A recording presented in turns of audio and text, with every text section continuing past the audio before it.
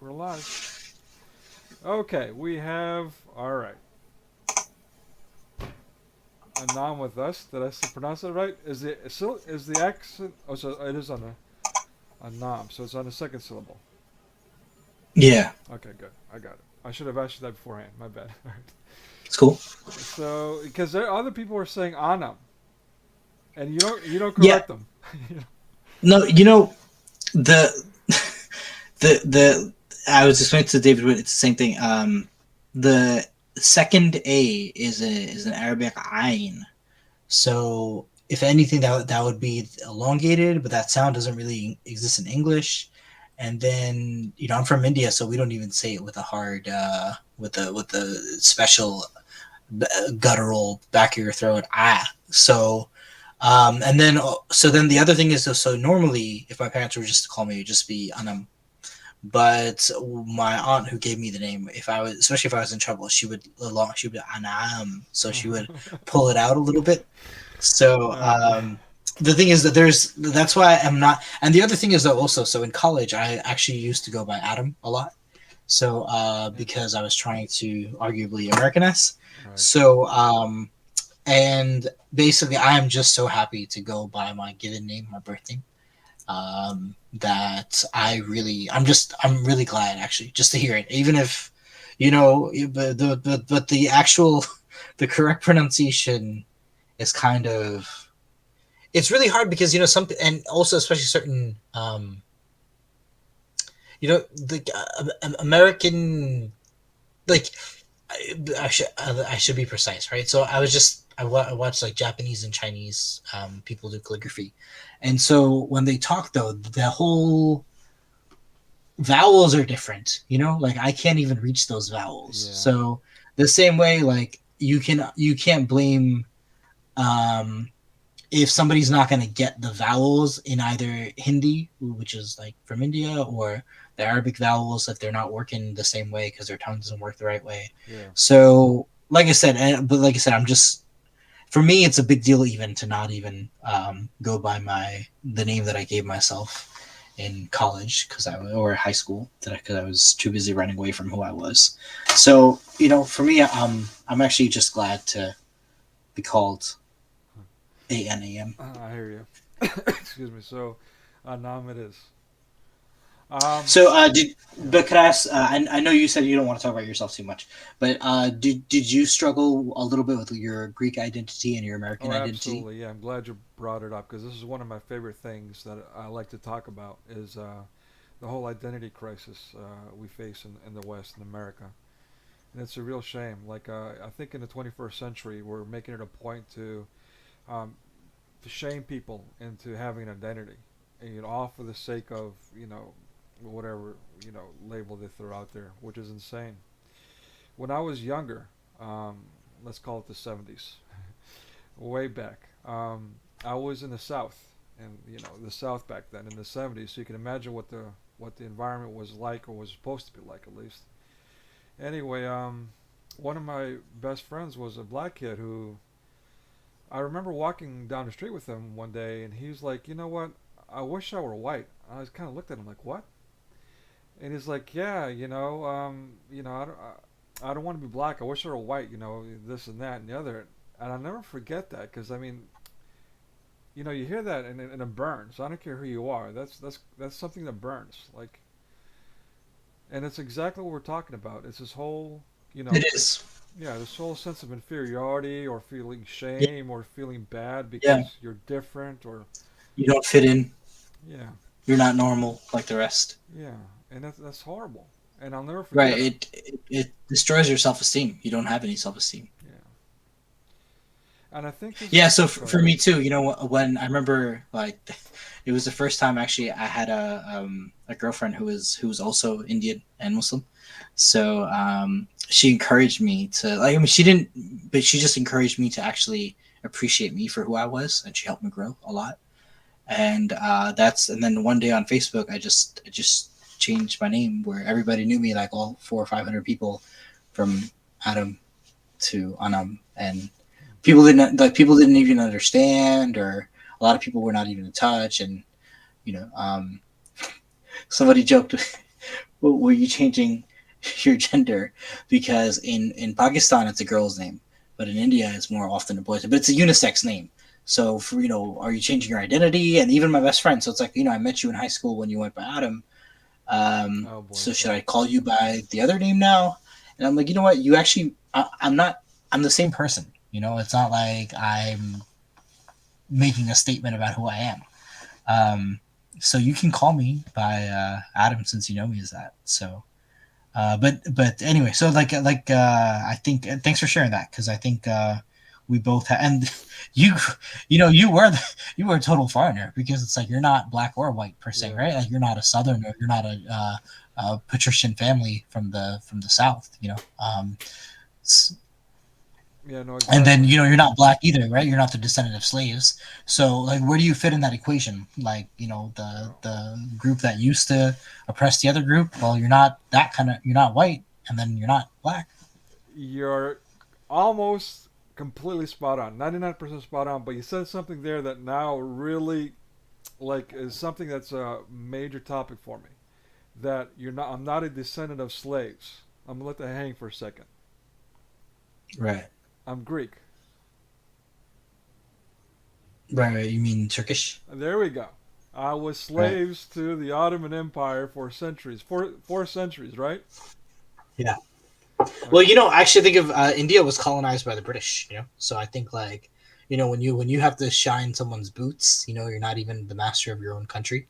You know, um, it's a pretty humiliating thing. Like where you have to like salute them and they had their own class, so like everybody was like so the even the wife of the British officer was like someone you really saluted and respected. They called her Mamsab, which is like a The title. what? But well, okay. So like in other words, so it's funny. So the Arabic word for companion is sahab, right? And so you can just call like that guy standing over there. We don't have to say that guy. We can just say your companion, even though he's not really your companion, but in a way he's our companion, right? He's our fellow traveler, our fellow pilgrim. So the word, so you can say that guy, the sahib, so then it becomes gentleman. So the gentleman standing over there, it's the same word, sahab or sahib, but then it becomes, so it goes from like companion to ordinary guy to gentleman, right? Because you're referring to somebody in a gentlemanly way, Okay. like our companion, even though he's a stranger there's three of us at a bus stop, I know you, you know me, but that guy is not really our companion, but we can gentlemanly refer to him as our companion. Mhm. Um, so You're saying the British then were using. so the word for gentleman, right, is because then it becomes like, okay, well, you call the government sahab, because it's like sir almost, right? Like so, but originally, like I said, the Arabic word just means companion, but then it becomes sir because you go from gentleman to sir. And so you would call the British officer Sahab, sir, and his wife would be Mem Sahab, which is like the Mhm. lady, sir, So and like there is just expectation that you would be below them at all times, Oh, I So see what it you're was saying. very servile. Yeah, it was a very servile relationship. There's a whole vocabulary around it, Mm. but yeah, no, colonization really is, especially the way when they exploit your resources. It's kind of a Among other things. yeah, true. Yeah. No. I mean, so this is a. I mean, personally, and the Greeks have a long-standing history of oppression from every direction throughout their entire history. But for some reason, especially lately, we seem to be targeted by mass media, I would say. And you wouldn't be sensitive to it unless you're Greek. And then even in some cases, some Greeks are very, let's call it westernized, so they're on the same boat. They're like kind of like my black friend from back in the day, from the 70s, who Mm, wants to disassociate, doesn't want to be black, he wants to be yeah, white. So right, right.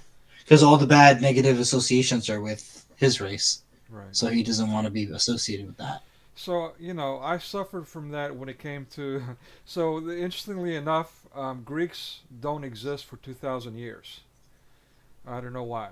But for some reason, orthodoxy doesn't exist. And now, suddenly in the 21st century, not only that, also become Eastern Orthodoxy. It's not even Orthodoxy anymore. So we've gone from non-existent to now being regional somehow.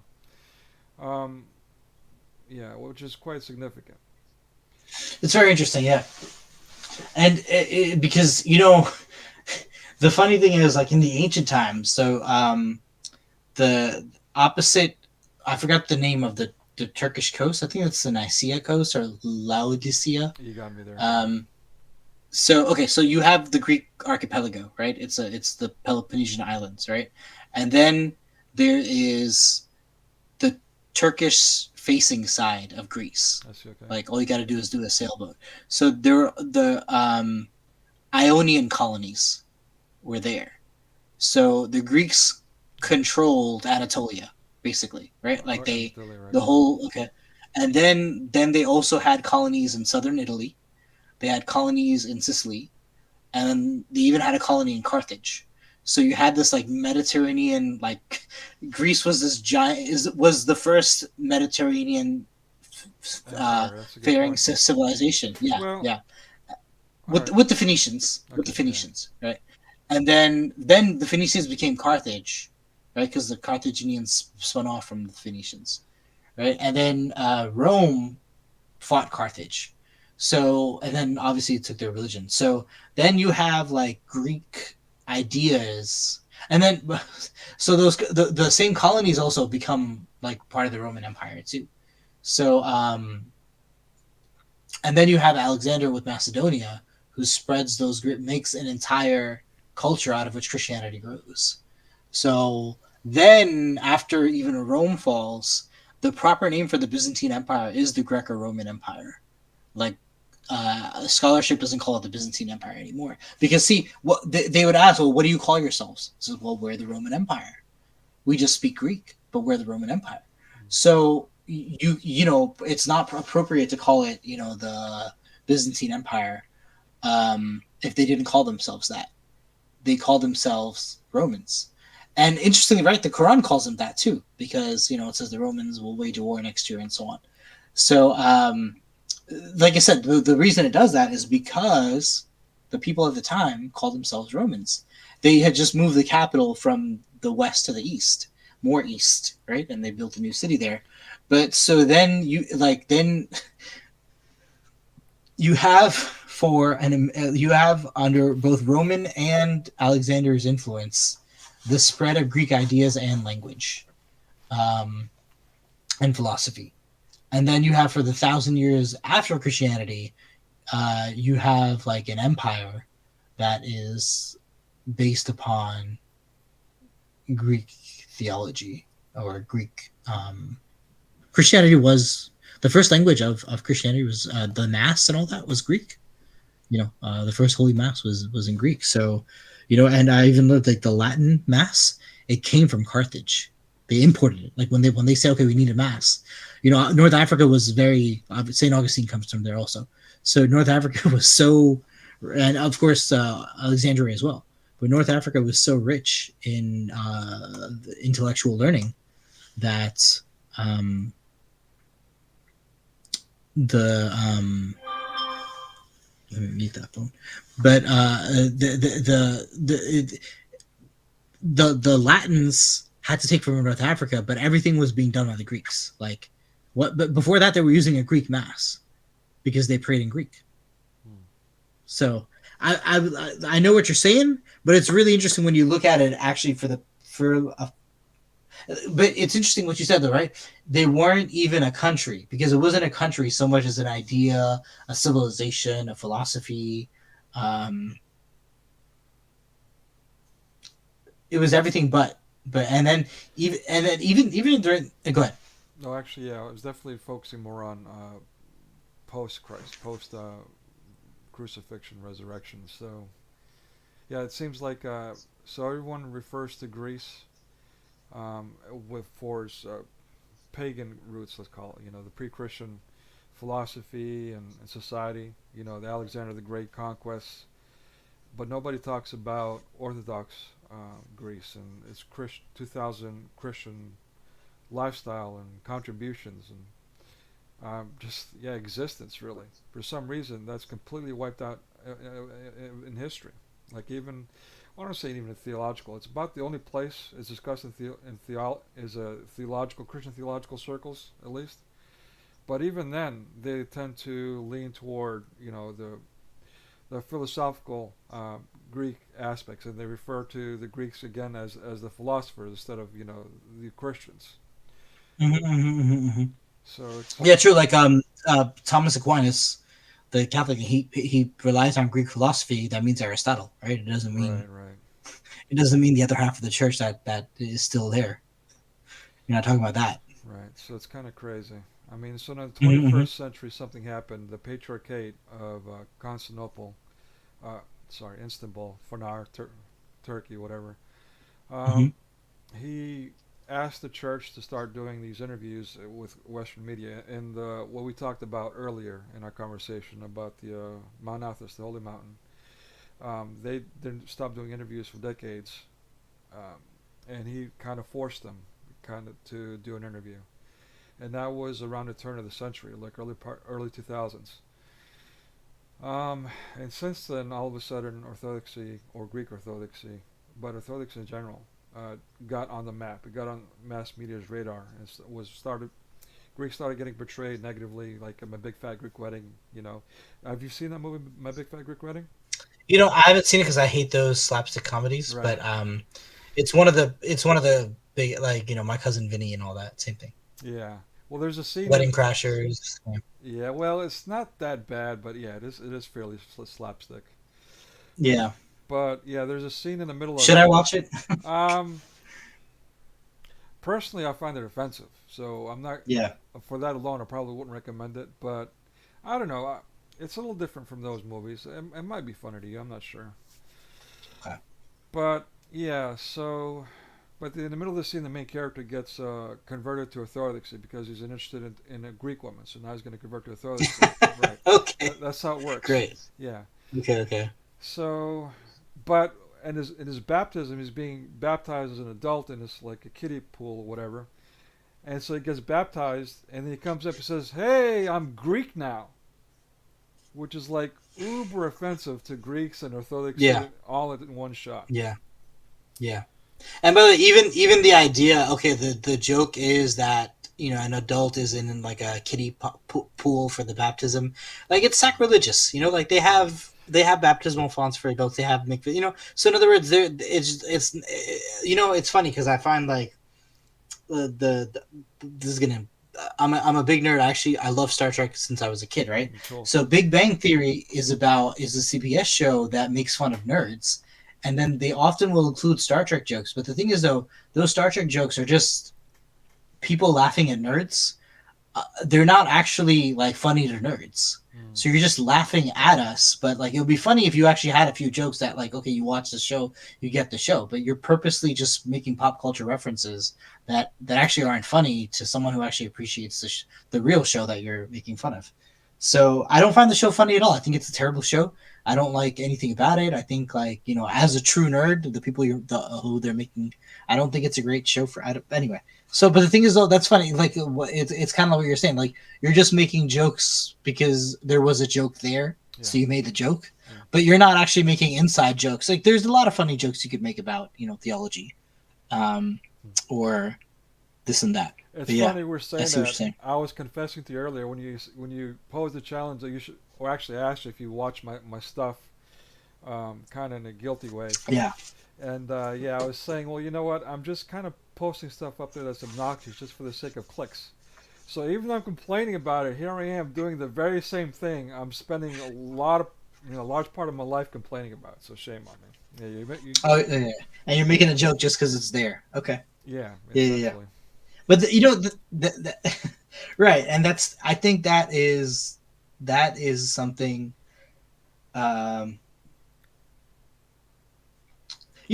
Like what I like about what you said though. You said though that it's almost like if they had a good joke, you would enjoy it.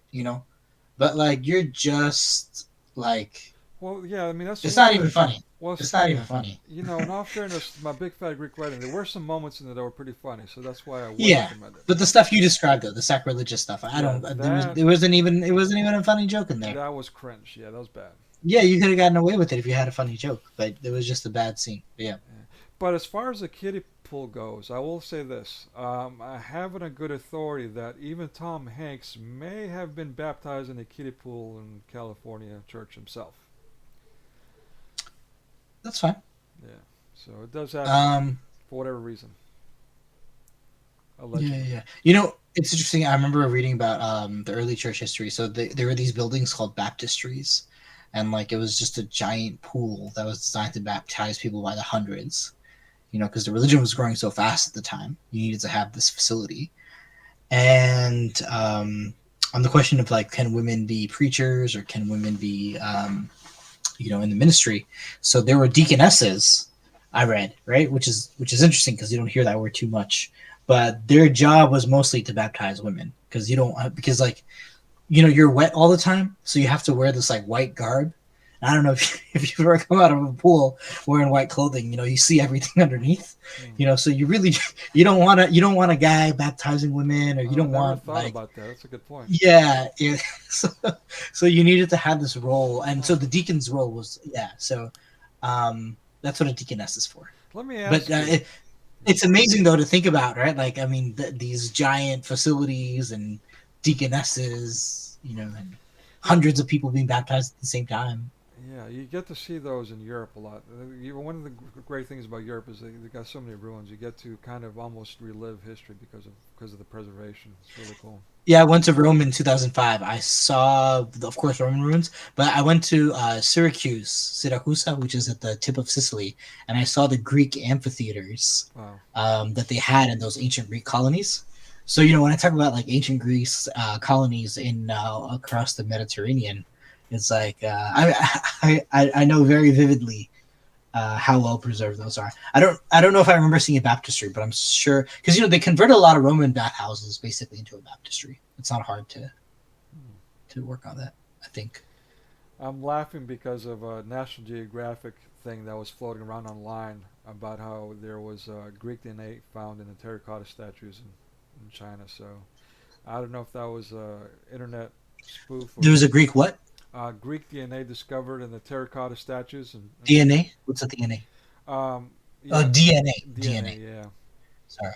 Sorry. So I don't know if that's true or not. I have a feeling that's one of those internet rumors kind of thing. Like someone, Maybe.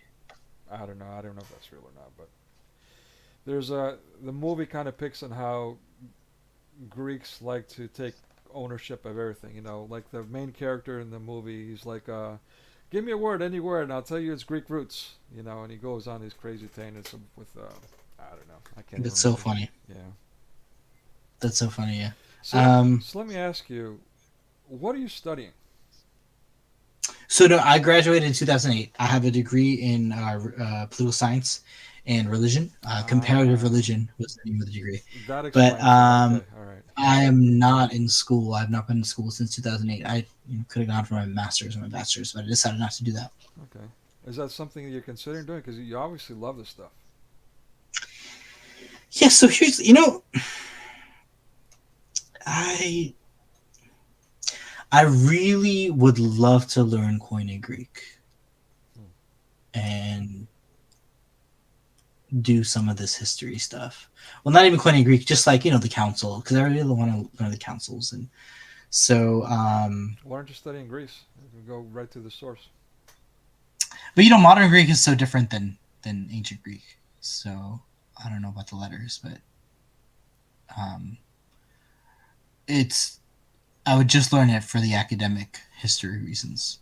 So I wouldn't want because Well, I know like modern Arabic is nothing like Quranic Arabic. So it's like the last thing you should do if you want to understand the Quran is like talk to average everyday Arab speakers. Obviously, there's some words that survive and stuff, but right. I mean, it's not exactly a dead language, especially when you consider the faith. I mean, this whole dead language notion is really, I want to call it. Yeah, but that's why I think it was I really wanted to mention the councils too, because so then you could read that in Greek. You could read the Didache and the Shepherd of Hermas and whatnot in Greek. So the New Testament, but other patristic works. So I think, or I mean, I don't think I'll be able to read it. But what I'm saying is at least like look up a word, see what the letters say, cross-reference the word. Have Just some be familiar. yeah. Yeah, just like familiar enough to navigate around like a lectionary lexicon. Sorry. Um. So, but yeah.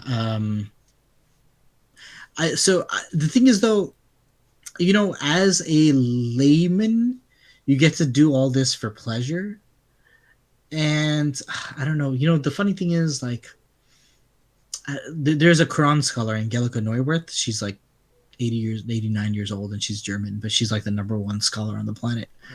If I ever got to meet her someday, I would love to say, hey, look, I'm just a layperson, but I really appreciate your scholarship, because the academics and the really big brain people that theology, they're so used to people who are like in their field.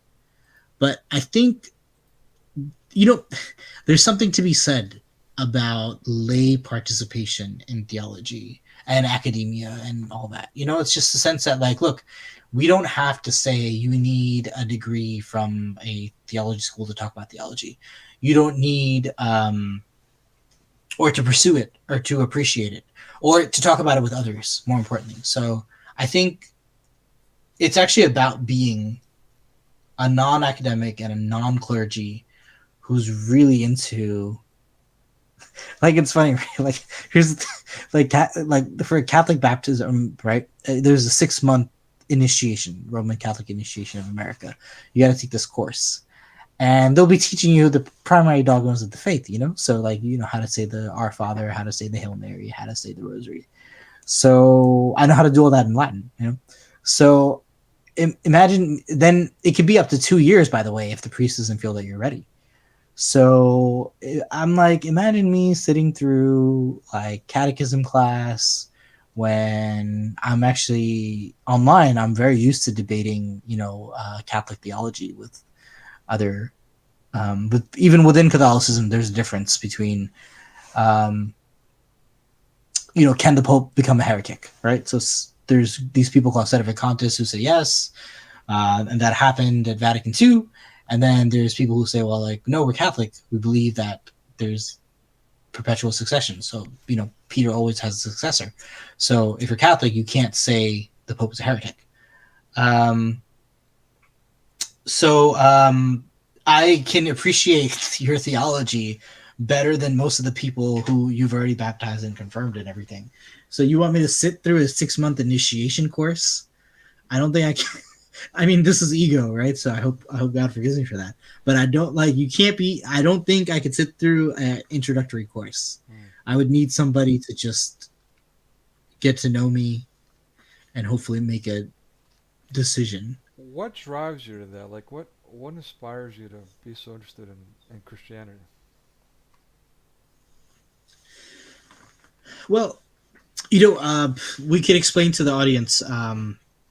We have a picture of Bethesda Terrace in Central Park in New York City on as our background, and I suggested that because I went to Hunter College, and I graduated in 2008, and I was unemployed for a few years after college because 2008 was the economic collapse. Join the club. And so, yeah.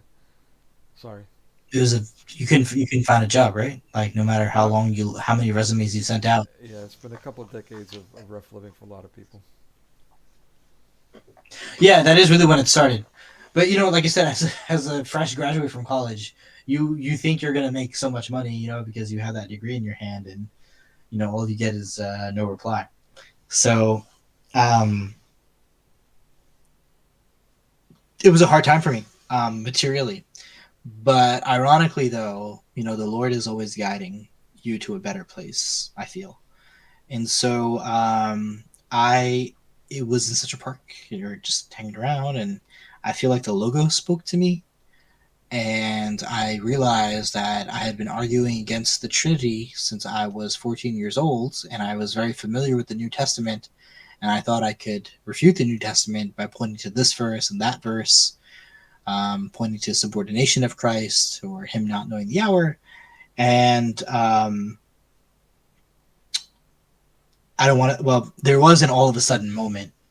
But so that all of a sudden moment was that the way I was reading the New Testament was wrong. It was in there the whole time that he is God. And what I was arguing with for my entire life, basically, I was on the wrong side of what all my knowledge had informed me of. So I remember that moment actually in Gospel of Matthew when Christ asked all his disciples, they say I'm this. Who do you say that I am? And they all give like some kind of answer, but only Peter has the correct answer. And Peter says, you are the Christ, the Son of the living God. And Christ's words are, Makarios, Simon Bar Jonah. Blessed are you, Simon, son of Jonah, for my father, for not sarx, nor hema, right? So not flesh or blood. And so flesh, sarx, can mean materiality. Like it can mean physicality. So the entire physical universe didn't reveal this to you. Nor hema, which is your blood, my family, right? I was not born in a Muslim family, or I was not born in a Christian Trinitarian family. Nor blood has revealed this to you, but my Father who's in heaven. So that's when I realized, like, yeah. Like you had been studying something since you were 14 years old, and you thought you knew everything about it. But in this moment, at this place in Central Park, at this one moment, June, by the anniversary is coming up, so June 2009. I, if I want to put it in a comical way, the Holy Spirit hit me with the 2x4. Basically, I just kind of realized that, okay, my conclusions were wrong. But the amazing thing is, though, I had studied the New Testament extensively. So what became for me something that was a, disconnected jumble of things that don't fit, all of a sudden became like a single cohesive whole, where like I understand why all the Gospels are saying the same thing. So, but that was kind of connected. You had asked me a question about Muslims or what I do or something. What you were studying, what inspires your interest in Christianity, which that kind of. Yeah. So yeah, thank you for reminding me. So the thing is that I used to misconstrue Christianity like all the time, and I used to do it like casually or routinely and easily. And when I realized I was wrong about the Trinity, that made me realize first I have to study the Trinity, what exactly you say, because it's something that's not in words. But obviously, to talk, right, we need words. So you guys have been trying to put it into words in different ways. So I need to study what that is, because it helps me, okay, what you're thinking and what I experienced and what they wrote down hundreds of years ago, 1,500 years ago, 2,000 years ago, helps me. Well, I know we're talking about the same thing because you're describing it like, when Saint Athanasius was writing on the incarnation, so I'm like, okay, that's what I found out too. So, what inspires me to study it is the fact that I used to, you could say professionally, right? But I used to very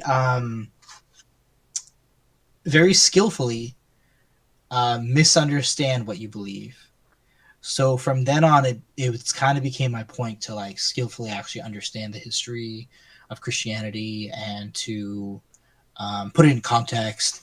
And so then, like I said, sometimes people ask me, well, how do you convince Muslims of the Trinity? And so my answer of that is I don't do that. What I do is I try to help Christians stay within their Trinitarian belief system. So that for me, and the amazing thing is, I'm sure, when a Christian hears, hey, there's a Muslim who says that you're right about this. I'm not on your team per se, but you're right about this. You become more of a neutral umpire. So you become the token Muslim. Is that what you're saying? You know, you know what though? It's more like this though. But like, here's the thing. Like, if okay, imagine there's a baseball game, right? And you don't have an umpire, right? So if it's a ball or a foul ball or a strike, and then a kid from the other team is like, look, that wasn't a foul ball, that was a strike, you know. Um, so you it, obviously each side is going to argue that there's that whole Casey at bat thing, kill the umpire, right? Everyone's going to say, everyone's going to say whatever they need to get the point for their team. But if a kid from the other team is saying, look, it wasn't a strike because it wasn't within the target zone, that should make everybody think twice. Because why would a kid be against his own team on the baseball game unless like he actually saw that the ball was not within the strike zone, so the pitcher threw it wrong. So I feel that is actually, so ironically, I know, the whole apologist network, would like me to convert like sooner rather than later, right?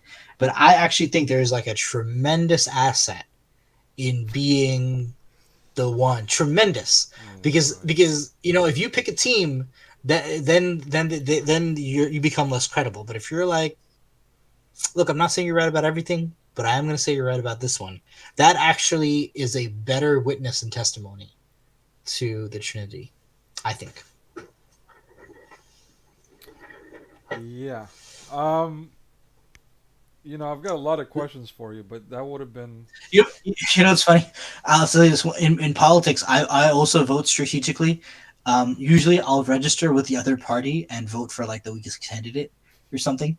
So the thing, it is about strategy. It is about strategy. So I think.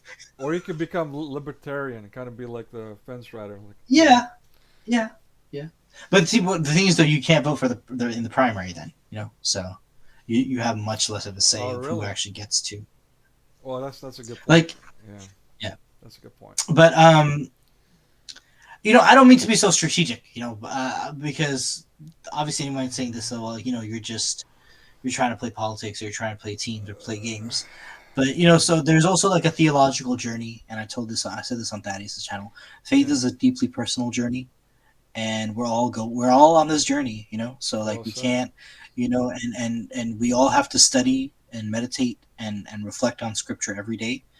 And I'll tell you this to sum up, because I know I've been speaking for a while, but I'm on this Discord server, which is like an ecumenical Christian server. I mean, technically it's Protestant, but like, they're so welcoming to Catholics. They'll never say anything bad about the other churches or anything like that. Cool. And so and every day there, I just post a little excerpt of Bible study and or commentary, and it'll frequently have like the patristics in there or something like that, and so I think like, and I'll say this too, I remember when I was anti-Trinitarian, when I would critique your faith, I would not be trying to, I would be trying to pull away Catholics, pull away Orthodox, pull away Protestants, by attacking the New Testament. So that same unique insight I had, I'm able to treat all those denominations the same way also when I appreciate the faith that you belong to. So, now I'm trying to keep Catholics Catholic and Protestants Protestant and Orthodox Orthodox, because yeah, and I know like if you yeah, back up. Sorry, forgive me for. Okay, I'm done. I'm done. I hate interrupting, but No. You're saying something important there, that you're keeping Christians Christian because, and then you cut yourself off and you're about to go off on a tangent. Why? Why do you feel like you need to be keeping Christians Christian? Okay, okay, here. So, do you know who Saint Gregory of Nyssa is? Yes. Yes. I mean, he's one of the desert church fathers. So I don't know if you know this, but ancient Christians, they used to go out in the desert and they used to just go on monastic like retreats. So did you know that, by the way? You're picking on me. so So Saint Gregory of Nyssa and Saint Isaac of Nineveh, and Saint Isaac, the other Saint Isaac of Ephraim, right? Of Ephraim. Yes, that's a Um, good one too. these, yeah. No, I just learned about these guys during the pandemic, and I was just, yeah. And brother, you see their influence on Islam, so it made me really close to orthodoxy because obviously if Islam, I have this thesis, Christian, sit down, please, but I feel Islam is an offshoot of Christianity, but specifically once I learned about Saint Isaac of Nineveh and Saint Isaac of Ephraim and Saint Gregory of Nyssa, I'm like, well, this is the monastic tradition that Islam comes from, because like Islam even talks about the monks, and it praises the monks. And so it's funny we don't think of this today because you remember like not only yourself, but I know like even Catholic monastic orders, like all the friars are like 80 years old, and there's like maybe one 25-year-old like who like helps them put the porridge in their bowls or something. But like obviously it's not a thriving situation, right? Like they're not getting recruits like they should be. Well, I can't So speak on the friars, but in Orthodoxy, that statement is not completely true, though. Like it's definitely something that is still alive even in the 21st century, which I know is, I mean, that statement, even hearing myself say, is like, how can that be true with all this other craziness going on? But it's actually reality. Like, there's a lot of youth that are not only in monasticism but are going to churches too. They're keeping it going. it's definitely coming back. But yeah, that's why I brought the Catholic thing because I can't speak too much for for your No, stuff. that's fine. But I mean, look, I was in a stream a few days, or actually a couple of weeks. It's been a while, actually, about a month ago, defending the Immaculate Conception. So you're not scandalizing me either way. you know. that's funny. Yeah. So I feel but back in the third, fourth, fifth, sixth centuries, that was like half of Christianity. Mm. Like the reason you became a Christian, the reason the way the faith was spread was by monks. The reason you became a Christian was so that you could give up marriage, and well, I mean not all of people, but see, one of the things you did was give up marriage, and you would go into the desert and you start copying scrolls, and you'd live under an abbot, and that was like I said, half the religion, and half the reason why you did it, why you became a Christian. So it's called an age of monasticism because that came before the patristics, Right. and contemporary with the patristics. So I see that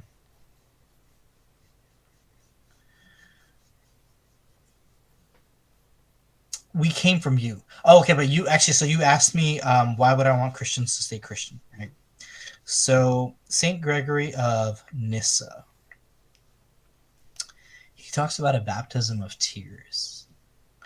In that, so there's baptism, right, which is water baptism, and normally, especially for Catholics, but certainly for Orthodox, you need water. It's the form of the baptism, right? And I know there's difference. Like, does it have to be running water or baptismal font? Is it sprinkled? Is it poured? Are you immersed? There's a lot going on. Full immersion, because right, you guys practice full immersion, while Catholics will just do a sprinkle. But you need water. That's the important part, right? And it can be spring water, it could be bottled water, it could be pond water, it could be tap water. That's not too important in I believe you and Catholic theology. But for certain kinds of Pentecostals, it has to be running water from a river or a stream. And actually, in the first century of the church too, this was a controversy. Like, could you not use pond water? Or does it have to be running water, like a creek, like from a rock or something? So anyway, so what I'm getting at though, you need water, right? But here's the thing. Then there's another kind of baptism where you don't need water. and that's called baptism of desire, and that's still somewhat controversial. But then Saint Gregory of Nyssa mentions a baptism of tears. Well, no, there's a third baptism, baptism of blood. So if you're martyred for Christ and you just didn't have time to get baptized, that's the baptism. Okay. Because actually Christ himself underwent that baptism too, right? That's the baptism of blood, which is the crucifixion. So I've that's baptism never number. I've never heard of these different forms of baptism. Where are you getting these from? Saint Gregory of Nyssa. Interesting. Yeah. So I've only read this in the past like 2-3 years. But and finally, so other people mention the three. Baptism of water, baptism of spirit, Spirit, right, baptism. right. Yeah, well, it's extraordinary, by the way. Like, like you're not supposed to rely on it. Mm-hmm. It's only exceptional, right? Like how there's the side lane of a highway, right? Like if you have an emergency, like your wife's about to give birth, you can bypass traffic and use that third lane, the fourth lane. But like if you're just late to work and you try to use that lane, you'll get a ticket, right? So it's kind of like that. Like the cop can say, "Hey, what's your emergency?" And you better have somebody in the back giving birth, or 100%. yeah. So A it's special it's an occasion kind of thing. Yeah, I got you. it's extraordinary is the word, right? So it's an extraordinary baptism. So you're so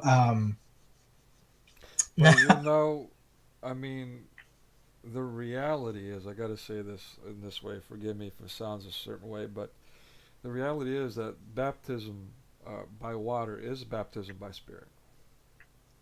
yes, because Christ's sentence is that he cannot enter the kingdom until he's been born again of water and the Spirit. So baptism of water necessarily entails that the Spirit is there. You are correct.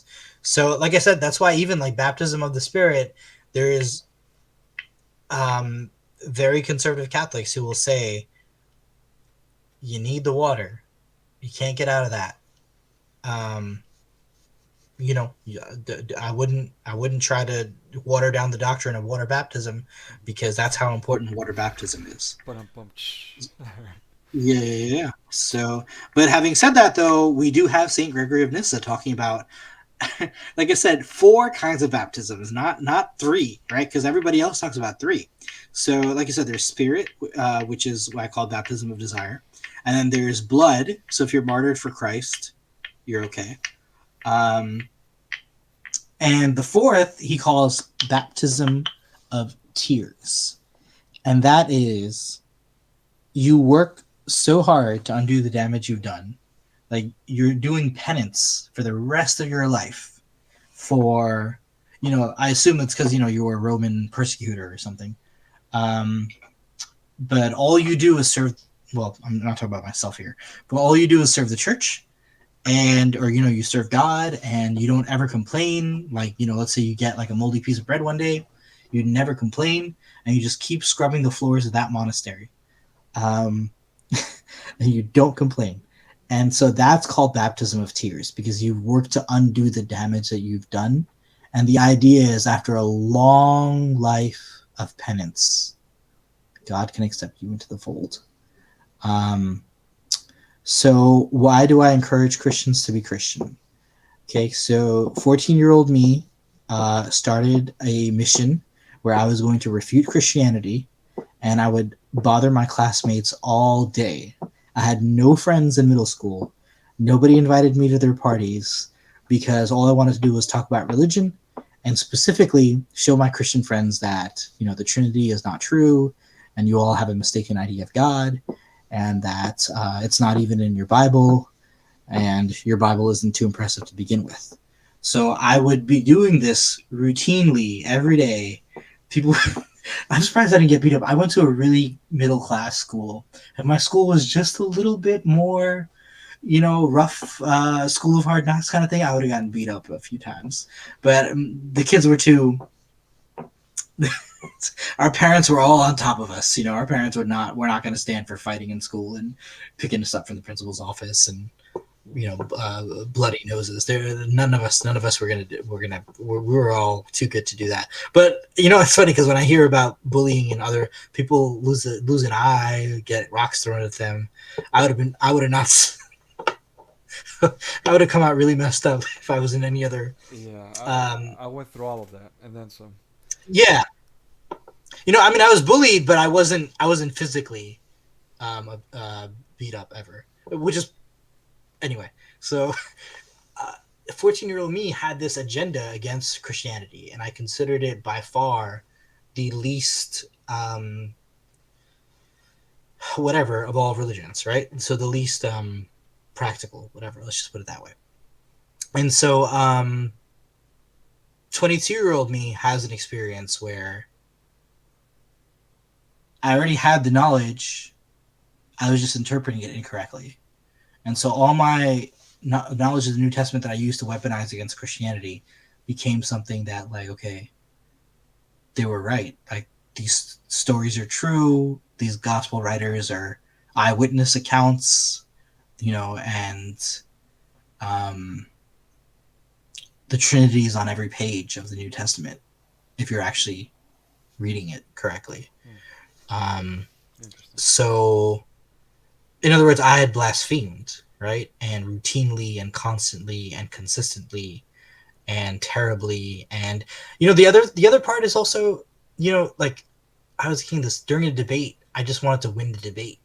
So whatever you said, I would just make my argument, put my hands in my ears, and then just like crown about how I won the debate.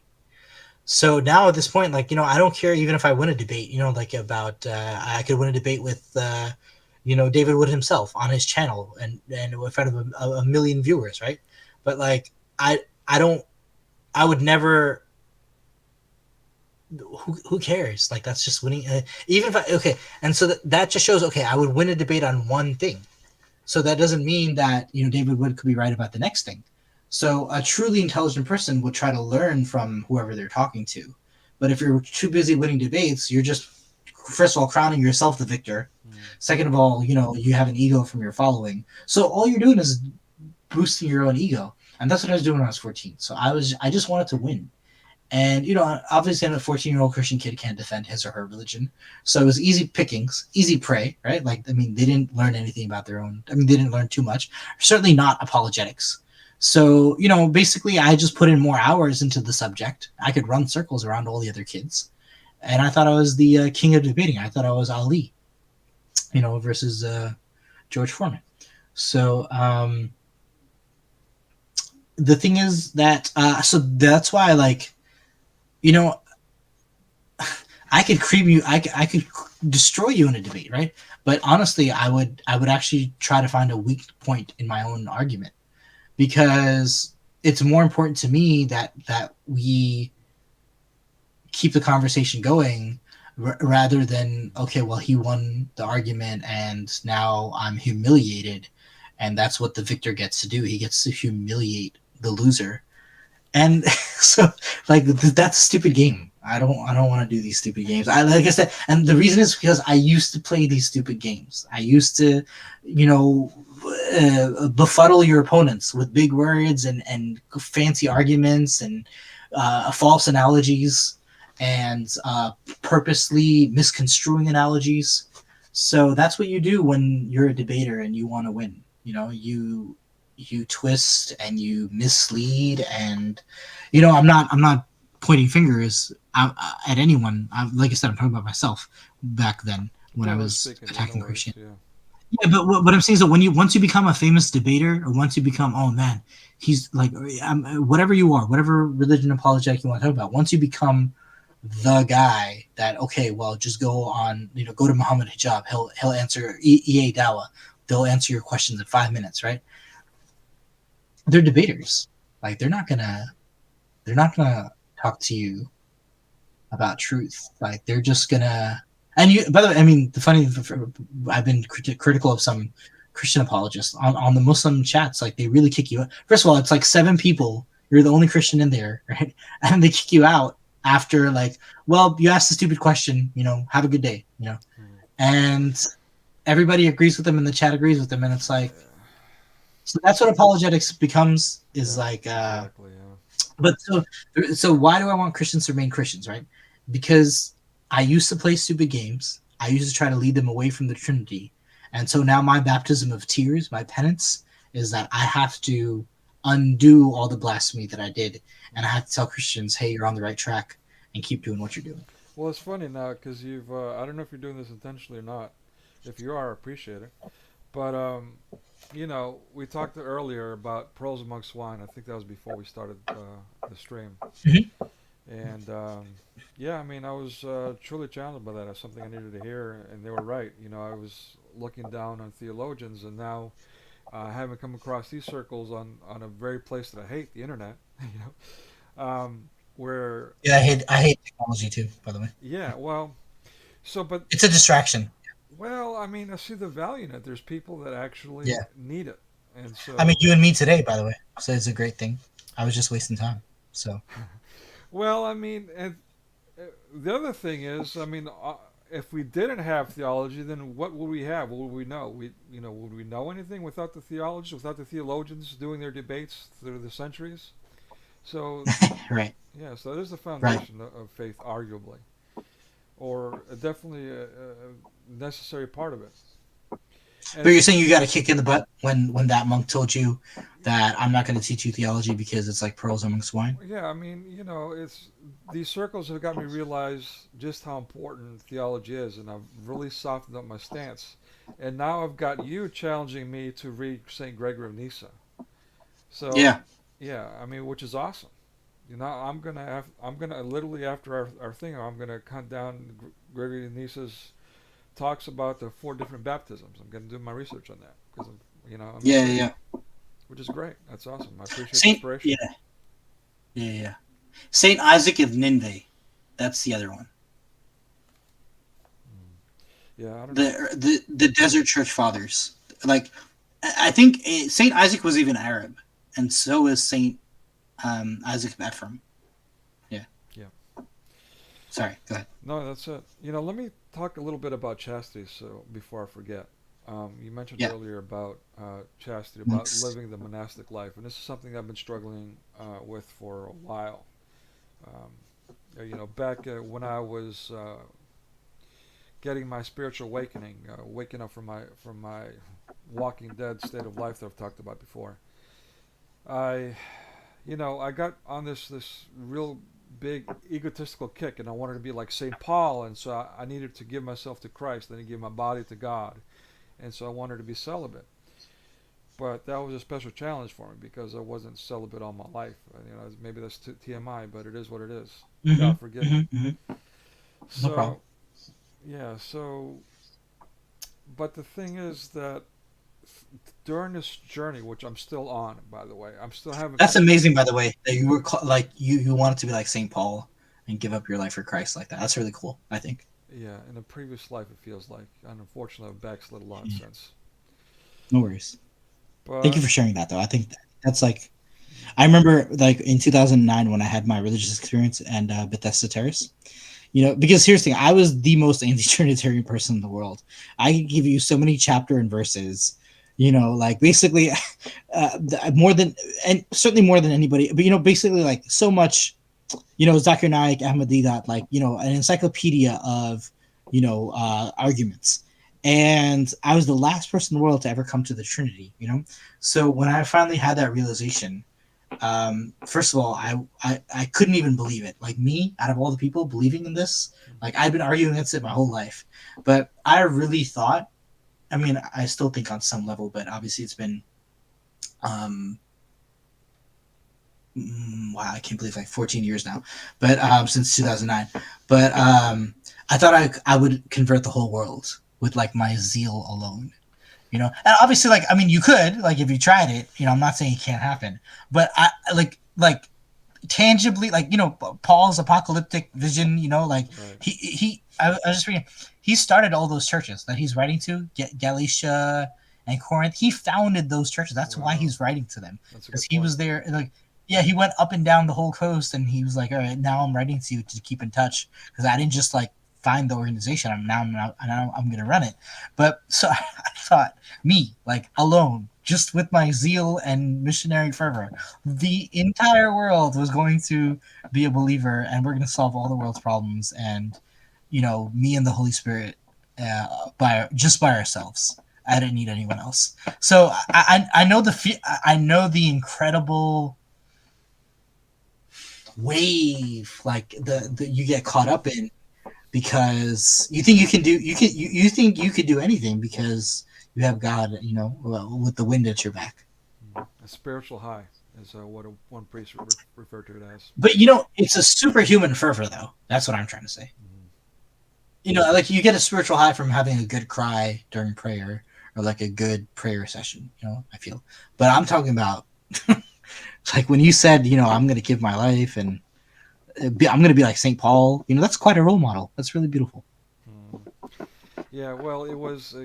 You're kind of dancing around. It was egotistical. Like I just didn't realize it at the time, and then when I started realizing it, I wasn't really adjusting as See, you were giving up something for the Lord, so well. I think I don't on mean that some in level, itself, but I mean just the essence of the thought process is what I'm yeah, addressing. I'm gonna be the chastity one, like Saint Paul told us to, because we're anticipating our Lord that much. Mm.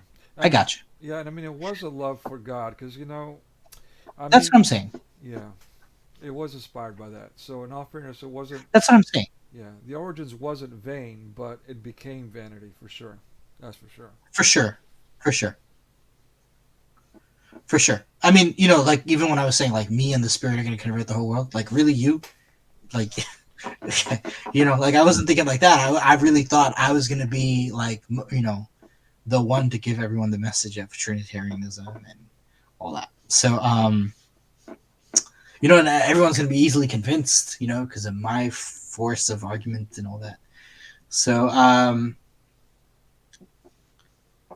and then see, that's the hardest thing though, right? You're given the spiritual gift, and then you have to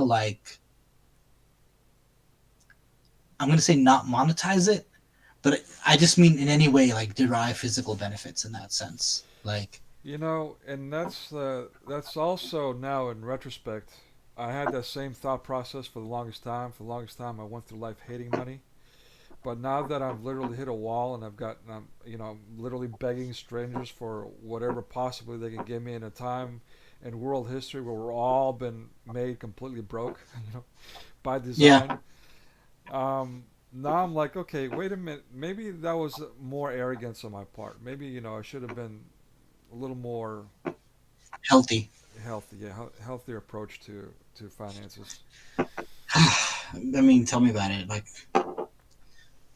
I don't even, if you ask me, I don't treating money as real is really hard for me. Like, but Really. you're right. Like you said, it comes back to you because if nothing else, there's that bill the credit card bill at the end of every month. So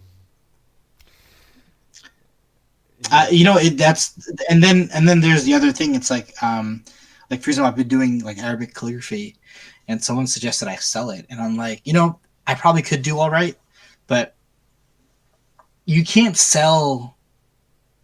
I don't. I would never feel right selling something that's like a religious artifact. Like, I mean, like I'm not judging anyone. Like, for example, I had a friend. I'm not judging him. He was moving towards orthodoxy. He was already an artist, and I think like he may start like selling icons, and that's fine. Like, I'm not judging him, but I'm saying like if I don't have any artistic talent, but what I do know how to do really good is trace. So from a computer screen or a tablet, I can easily trace an icon like Christ the Penta Creator. The image of Christ, like with I the love that with holding the up his mount. arms. You just did a display of the Mount Sinai one. Let me actually Yeah, pull that up. you want to put that up? Yeah, I actually have it ready to go. Believe it or not. Yeah, if you want, you can change the background too, Yeah. Okay. Let me so the audience can enjoy it. see here. So I've traced that so many times, very beautiful. Oops. Sorry. And so um, Hmm. and so like I'm not saying if someone's an artist they couldn't sell it, or if they were actually drawn to the Orthodox faith and like they became an Orthodox artist, that's fine. But for me though, right? Like I don't think I could because art is not my talent. So I don't like I could sell a book about theology and sell it to you, or sell it on Kindle or whatever, because that's my own book and my own effort.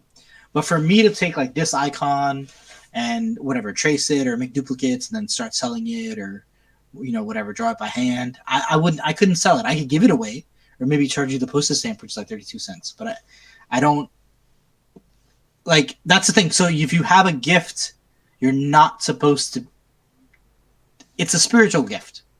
So for you to get material gains is something wrong with that. Like, are you doing it for money or are you doing it for the spiritual thing? So You know what's I do.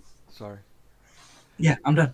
I just know, yeah, it's just funny because I just had this exchange with someone online on this very thing, and I found myself maybe coming off in the wrong way, but I found myself having to defend my position for being a beggar. Doing the things that I do right now that I've been doing for a while, not for the sake of money, but for the sake of wanting to make a change in the world, as like we're talking about, right? But now that I'm desperate, like literally destitute, I'm now Yeah. I'm like doing what I can to make money. But Yeah. here's the thing. Um, when I was younger, when I made this transition to building my relationship with God, um, I had a priest, a mentor, a spiritual father in essence. Even though he might have not called himself my spiritual father officially, whatever. And for all intents and purposes, he was my spiritual father at the time. And at the time, I was being introduced to fundraising in a church, and that's a big, Mm-hmm. right? That's a big, Responsibility. yeah, it's a big responsibility, but it's also a stigma when it comes to the church. The church is Yeah, yeah, yeah. regularly criticized for raising money, just like we're kind of talking about. But here's the thing, Yeah. and I had that very attitude with them: was look, I'm sorry, you guys do the money, you do the money thing. The money thing is not for me; it's for you people. You lesser people that have to, ask for money for the church. But Yeah. I'm Yeah. well, Yeah. Yeah. yeah, I'm well beyond that.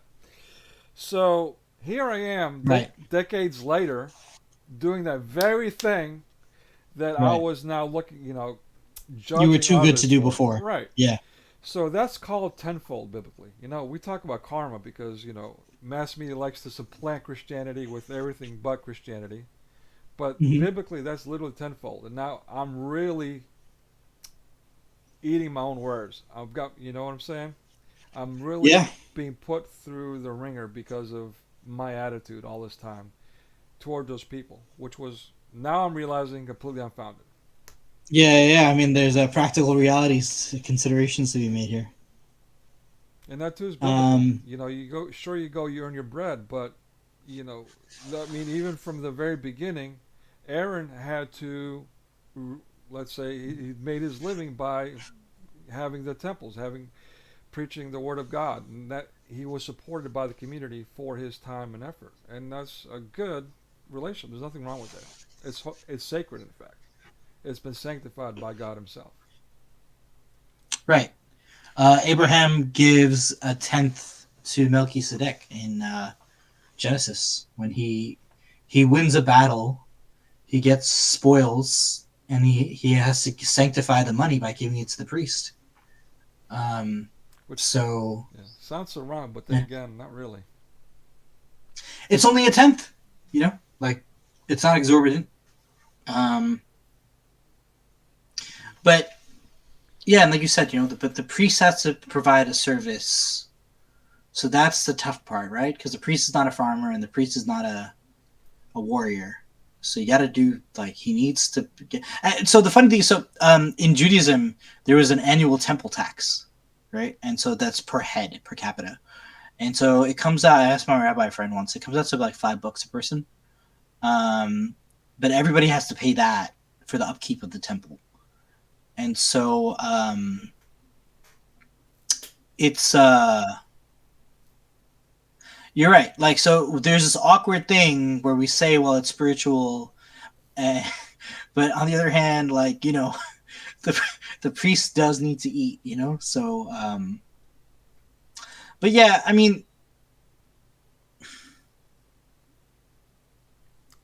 see, my thing is, right. Okay, for if even okay, but for the crazy thing is, though, if you look at the earliest centuries of the church, though, this was a big deal then too, because you remember, like, Saint Peter and the Holy Spirit has to strike, like, Ananias dead, right, and his wife or something, because they didn't give money, or like they were hiding Well, money. they lied about it was the thing. They lied to They God. lied about it. They lied about it, and they were hiding money because they actually. So everybody, but here's the thing: they entered a community in which everybody gave up everything. Their houses, their money, their property, everything to live in common.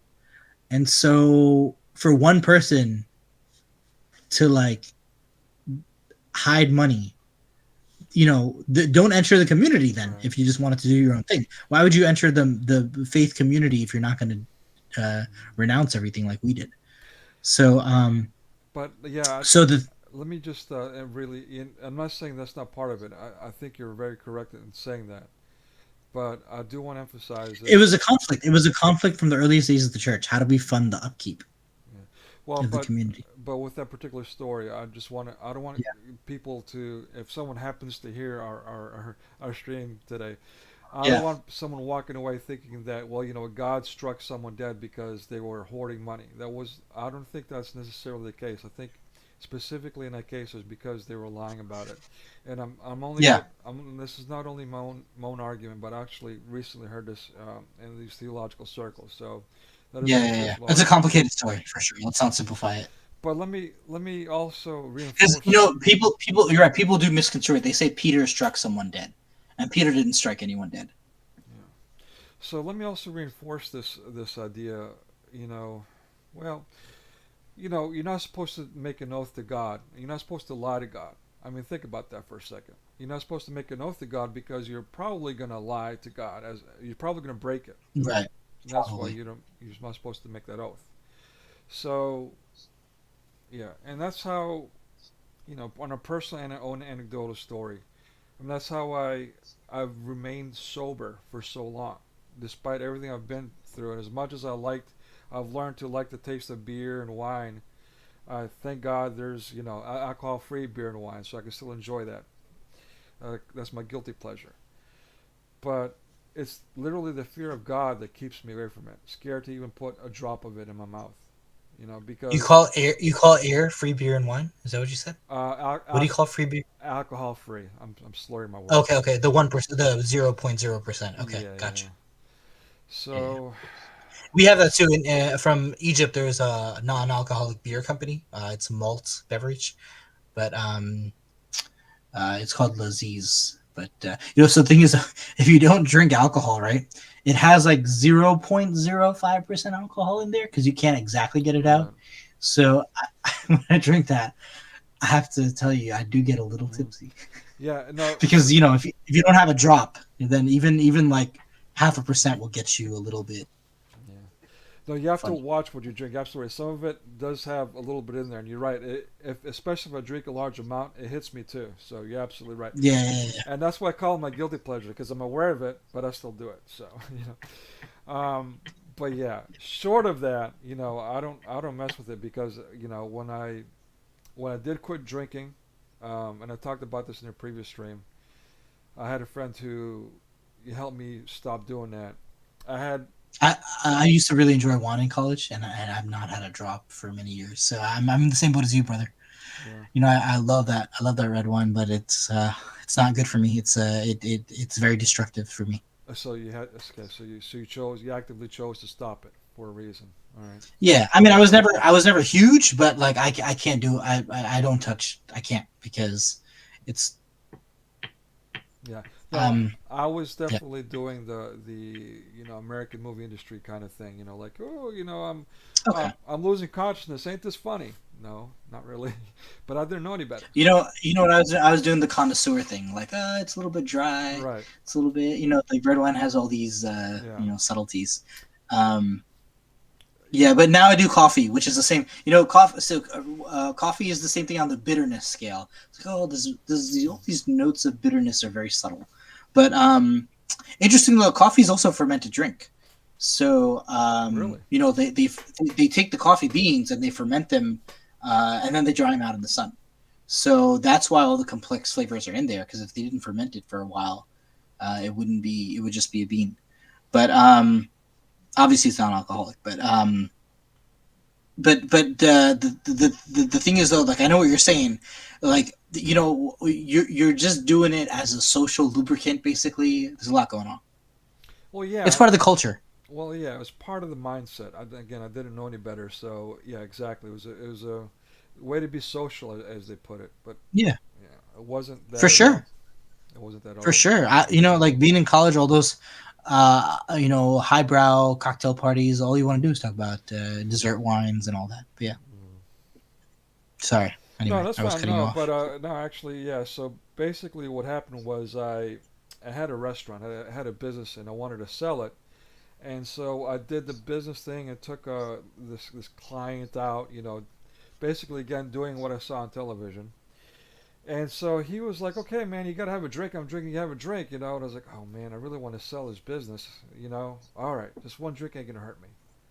And this was after I promised God that I won't drink anymore, and I did that intentionally, knowing that I'm not supposed to take an oath to force myself to not drink anymore. But to sell a business, I broke my oath to God. And just like that, I mean, my life went to hell. And I know it's hard to believe, but it's one of those things that you got to experience to understand and appreciate how active God could be in our lives sometimes, or not active, and therefore we're living hell. So, same difference. And so that was experience that scared me so much that I was like, okay, not breaking that oath anymore. I repented, and that's why now I'm just terrified. Short of my guilty pleasure, non-alcoholic. May God forgive me for that. Yeah. So I Yeah, shared that story. I It have a was a tragic common memory story. basically that. Yeah, I have a tragic memory too that basically led me to stop it. I had a Fascinating. relative in the hospital, and she didn't make it through, and we thought she was going to make it through, and I was drinking beer with my friends that night, and I was like, you know what?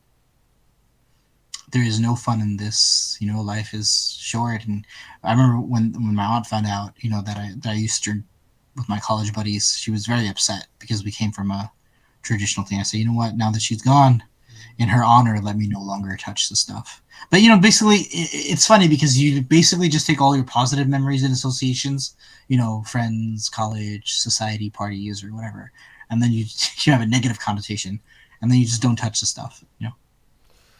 Yeah, I can do without all the positive, quote unquote, positive things that alcohol brought in my life.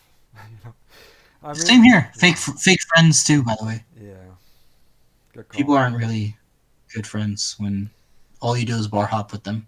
Like your entire friendship is going out on Friday night, Saturday night, Yeah, hitting up. well said. It's a very sad, destructive. Yeah, thanks for sharing that with me, Nam. Like that's really powerful. Very powerful. Yeah, I mean that's the funny thing though. It's like, you like it. You just bring up this. It just it's not hard, and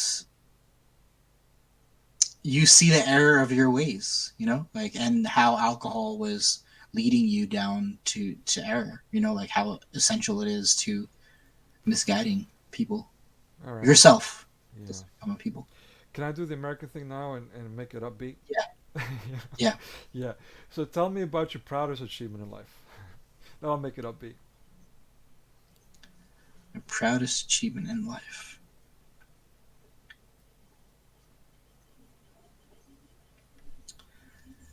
Um, it's gonna sound a little weird. Okay, Try me. there's two things. Okay, well, it's both related. So during the pandemic, everybody got online and started using like Twitch more and Discord more, and buying more laptops and um, staying at home. So I had joined a Christian. So there's a Christian apologetics channel where I got really friendly with.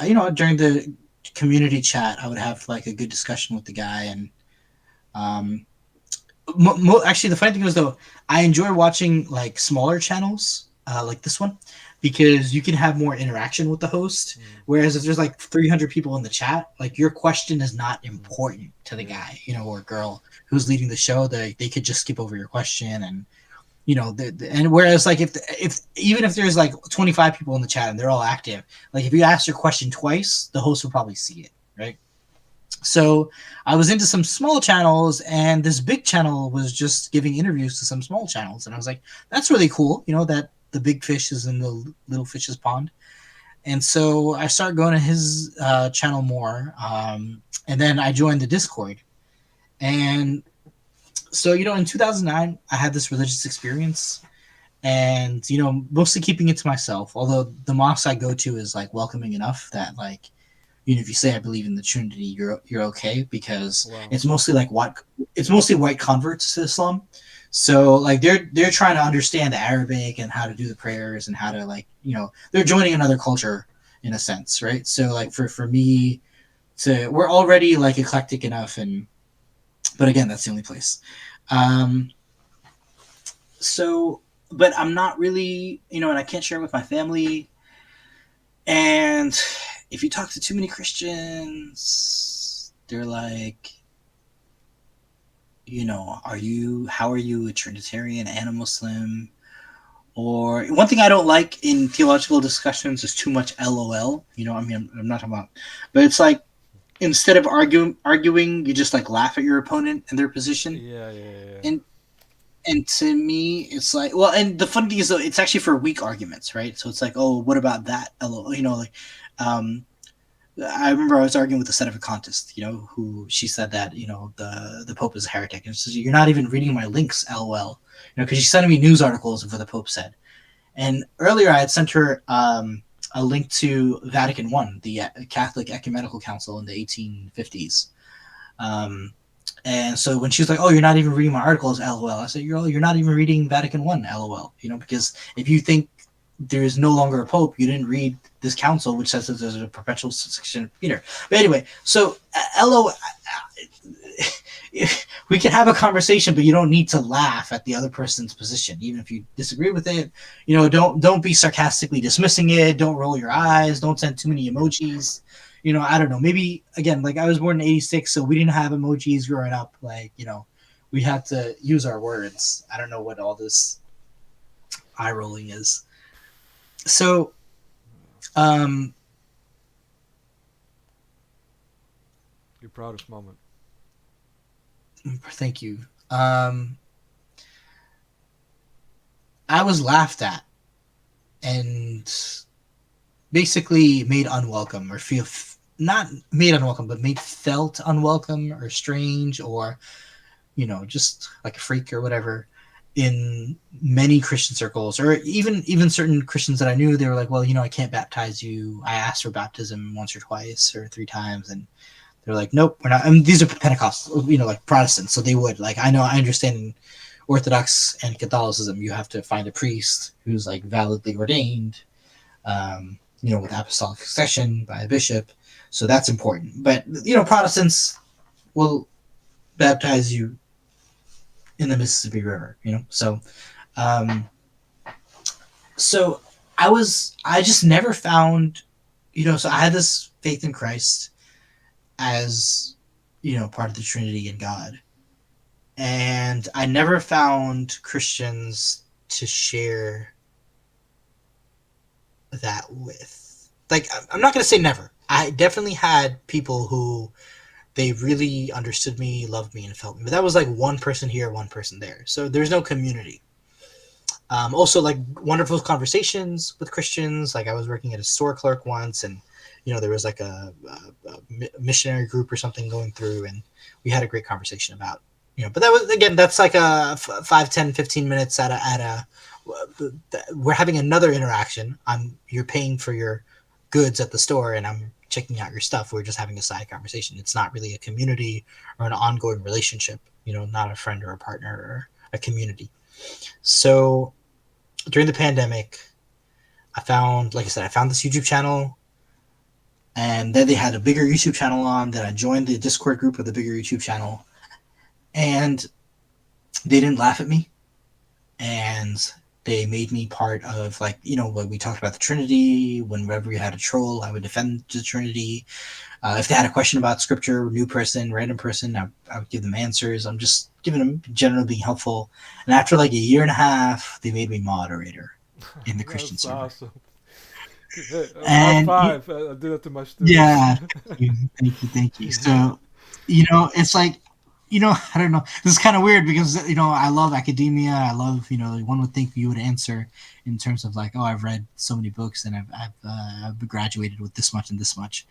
But not only did I find a Christian community, but I'm somehow like an overseer, status. And I consider myself a temporary one because they didn't have enough people or whatever. But so I have a community and they respect me enough that like I'm kind of a leader.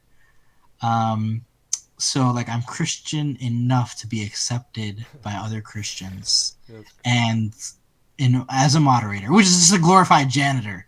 But like just the fact that I'm there, because the funny thing is, right, especially like I love Catholicism and I love Orthodoxy, but until you're baptized, until like even a catechumen, they can't receive communion. Like when it's time to receive the Holy Eucharist, they have to sit in the back of the church. And of course, anyone's allowed in the church. But it's funny because I think even like in the earliest days, like baptism and Eucharist was the secret. Like, obviously there was persecution, but it would be one of the mysteries. So it's like, we don't tell people what we do behind closed doors because, well, we're being persecuted, but it's a secret initiation mystery. It's only going to happen once a year. So at some point the genie's out of the bottle, but so it in a way it kills me that I can't receive the Eucharist.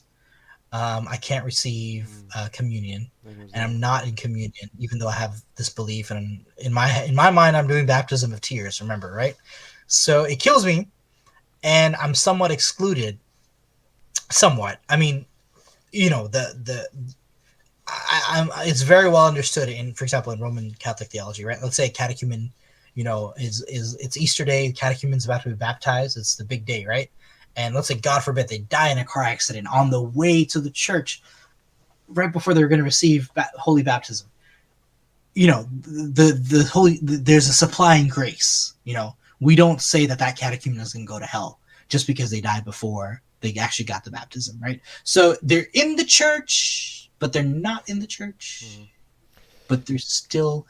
So in fact, if you look at early church architecture, the baptistry is outside of the church's precinct, because again, you're not officially in the church. Mm-hmm. You might be hanging out with us, but you're not in there. So I'm just so excluded all the time, and I know I can't receive communion, so I know I can't receive communion, and all that. So I know I'm not fully in communion, and I know there's good reasons for that because we don't want unworthy people and deceptive people to be. I don't think it's so much. Sorry, forgive me for jumping in, but Yeah. I don't think worthiness is necessarily um, the way you should be looking at it. Like, can I jump in with my own anecdotal story please. here again? Please. All right, so okay, so in Greece, I had all these opportunities, man. Like, even I suspect it was because of a friend who, I don't know if I should say this on stream or not. Actually, I won't. I better not. I better not mess with fire. But I have a friend in a higher authority who gave me opportunity to work for these other organizations in higher authority, which if I named, you would never believe me. So even if I said it wouldn't be believable anyway. Mm-hmm. So, but I would definitely know the name. Oh, everybody knows the names. Yeah.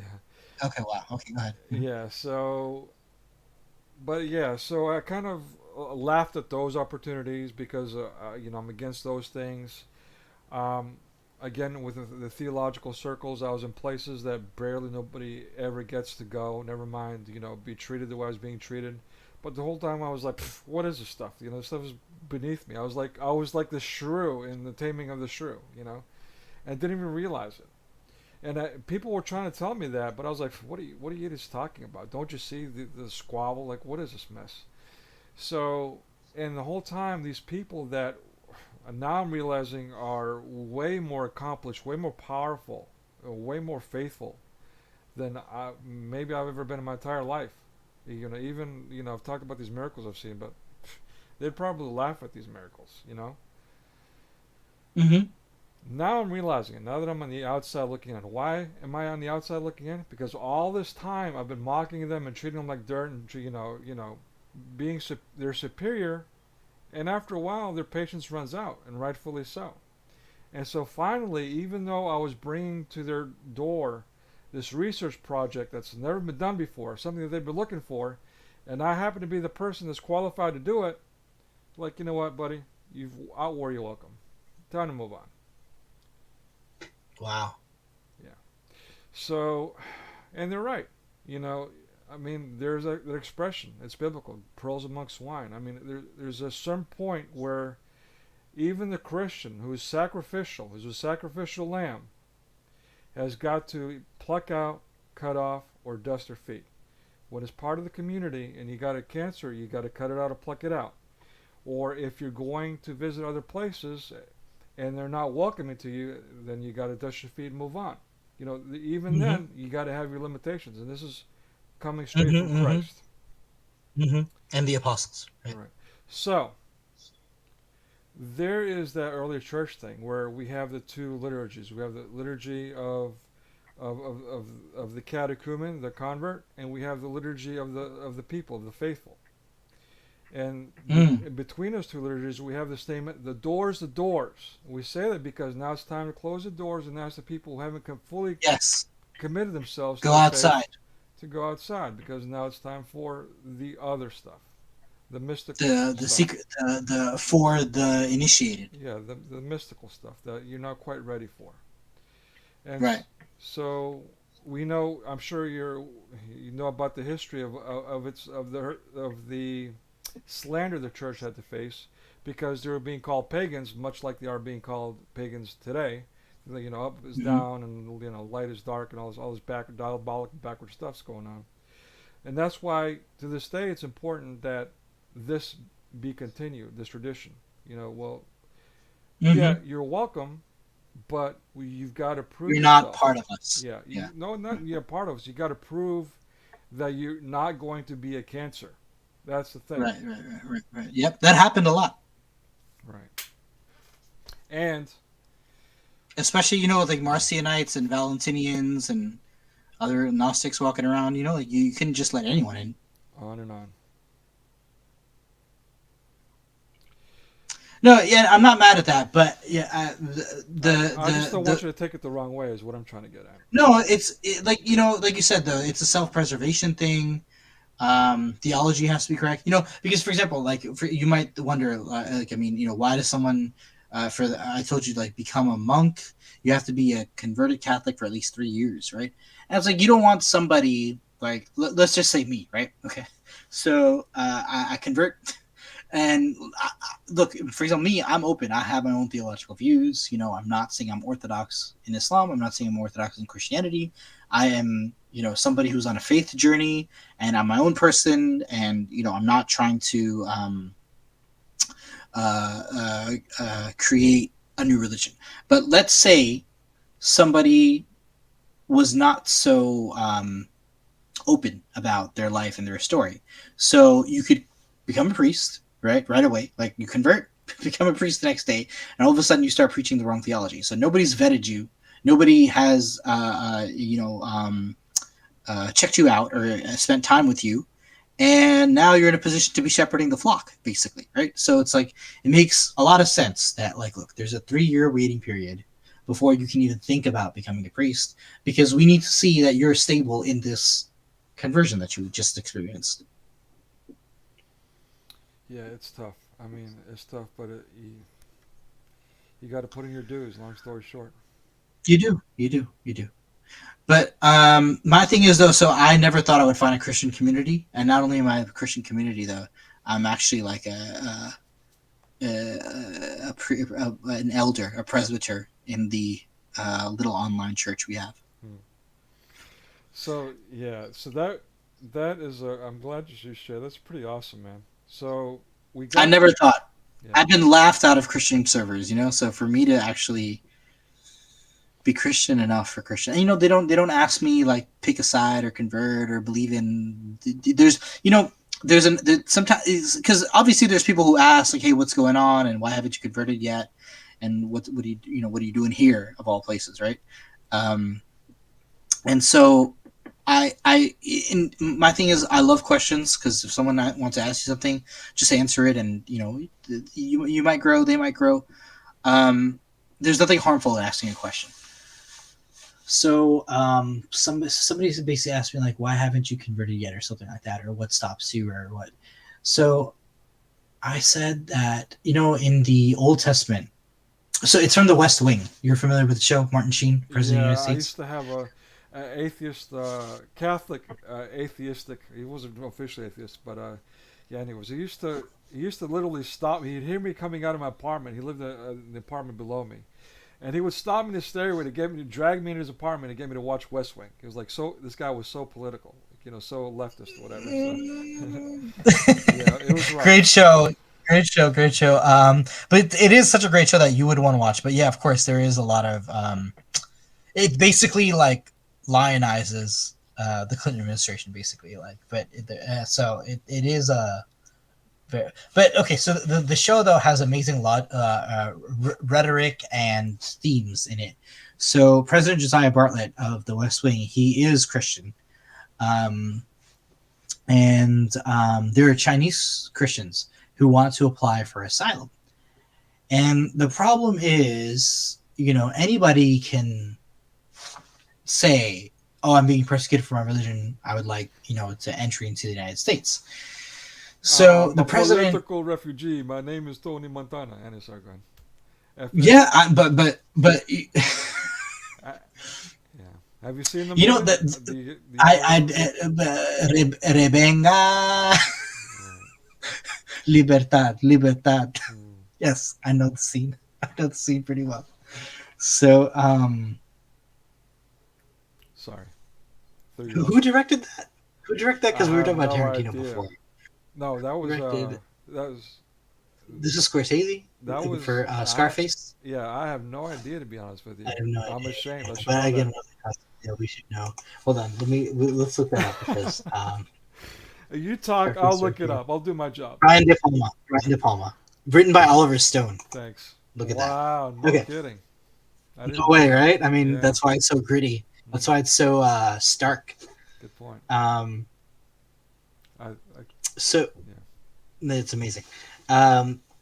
So the thing is that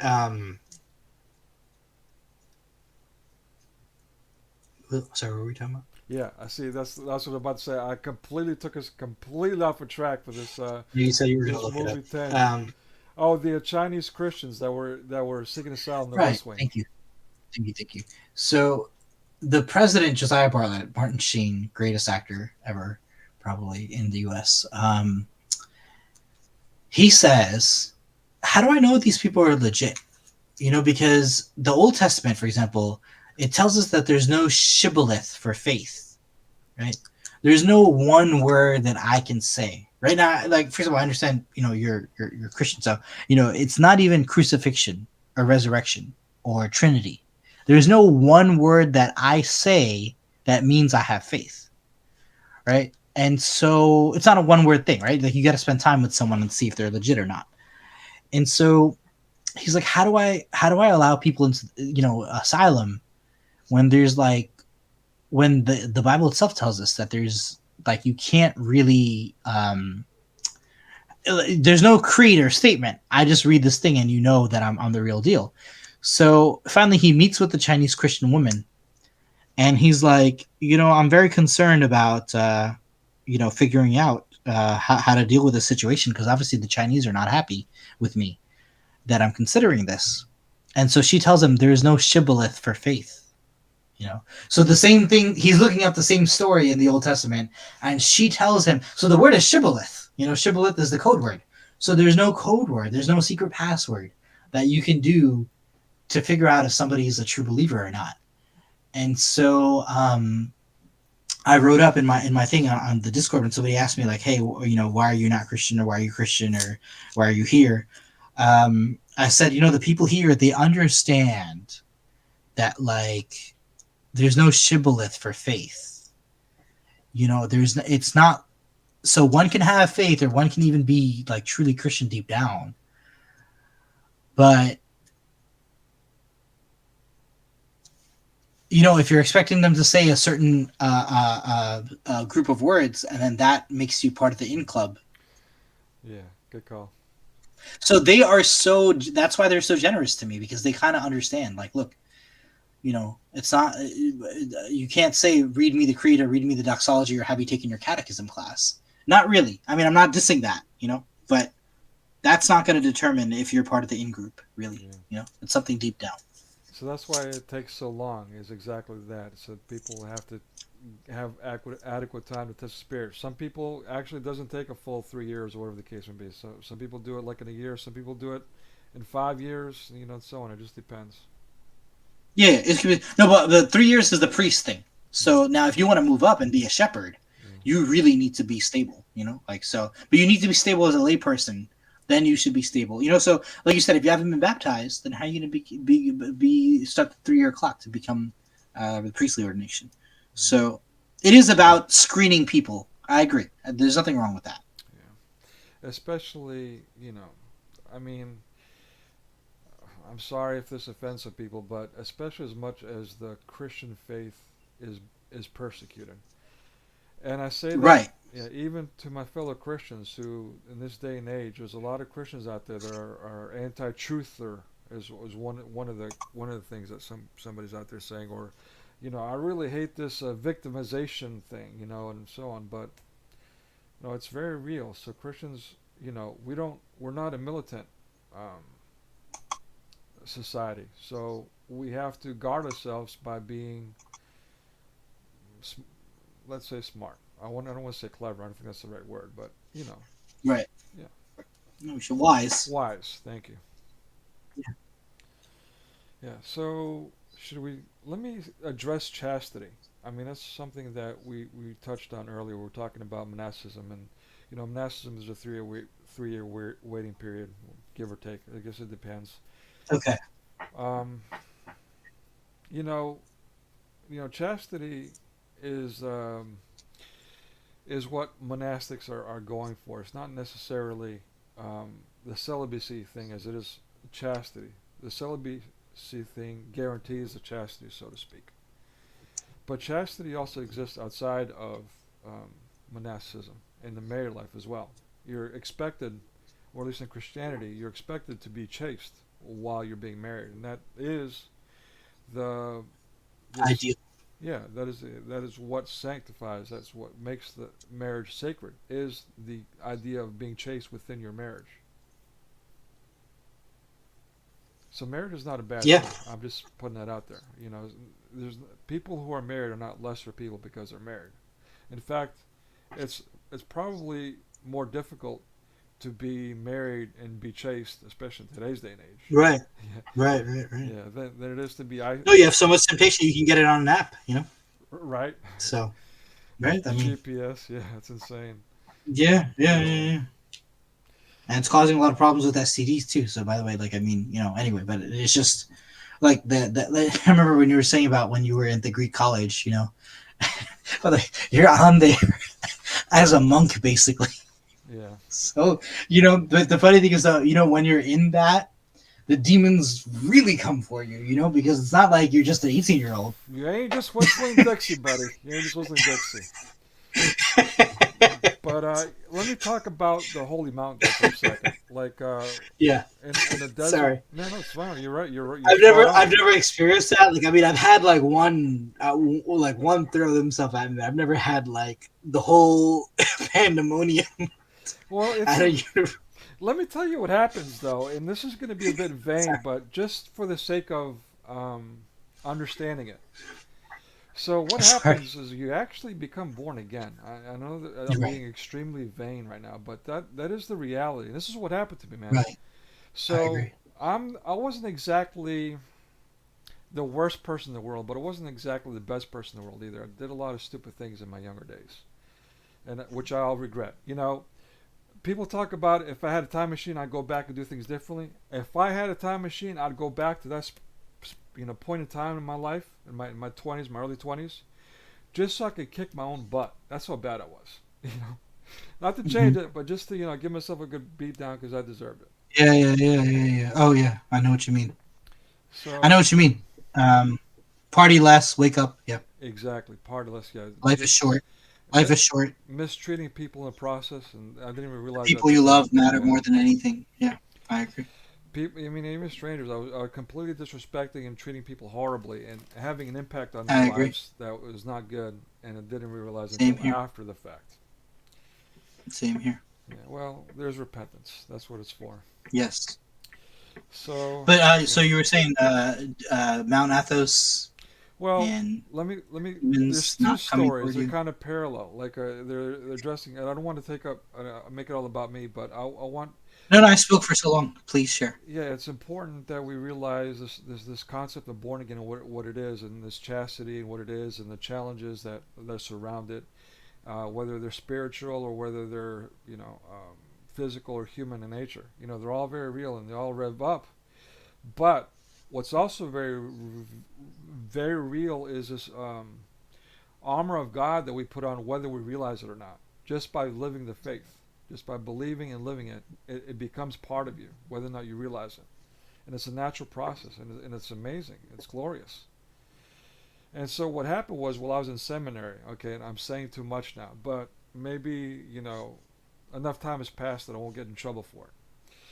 But obviously, we had a rule. Back then, the seminary I was attending, they were doing something experimental because of the board. They wanted to make it more of a regular university, so now they made it a co-ed. And this was an issue. So what they did, that they had the women's side of the dorm and then the men's side, and of course we couldn't intermingle. Well, here I am, Mr. St. Paul, being chaste, Yeah, yeah, yeah. The and model of. my love. So with the encouragement of a friend, he was like, you know what, you need to start talking to the girls more. That'll help you out. I was like, okay, well, whatever. But I took his advice, and sure enough, it helped me out. It helped me actually quench that yearning for women. I know this sounds counterintuitive, Hmm. but it generally got rid of that for me because now I had female companionship, and because I was, on fire for the faith, I didn't have that sexual yearning to the degree that I was actually not only on their side when I wasn't supposed to, but I was on their side after hours. I mean, I had my best friends had become women, and I was out there like 4 o'clock in the morning watching movies and chilling out with women in their room alone. Hmm. But it never And crossed. it was accepted because everybody knew you. Yeah, because I was a fool for Christ. Let's put it that way.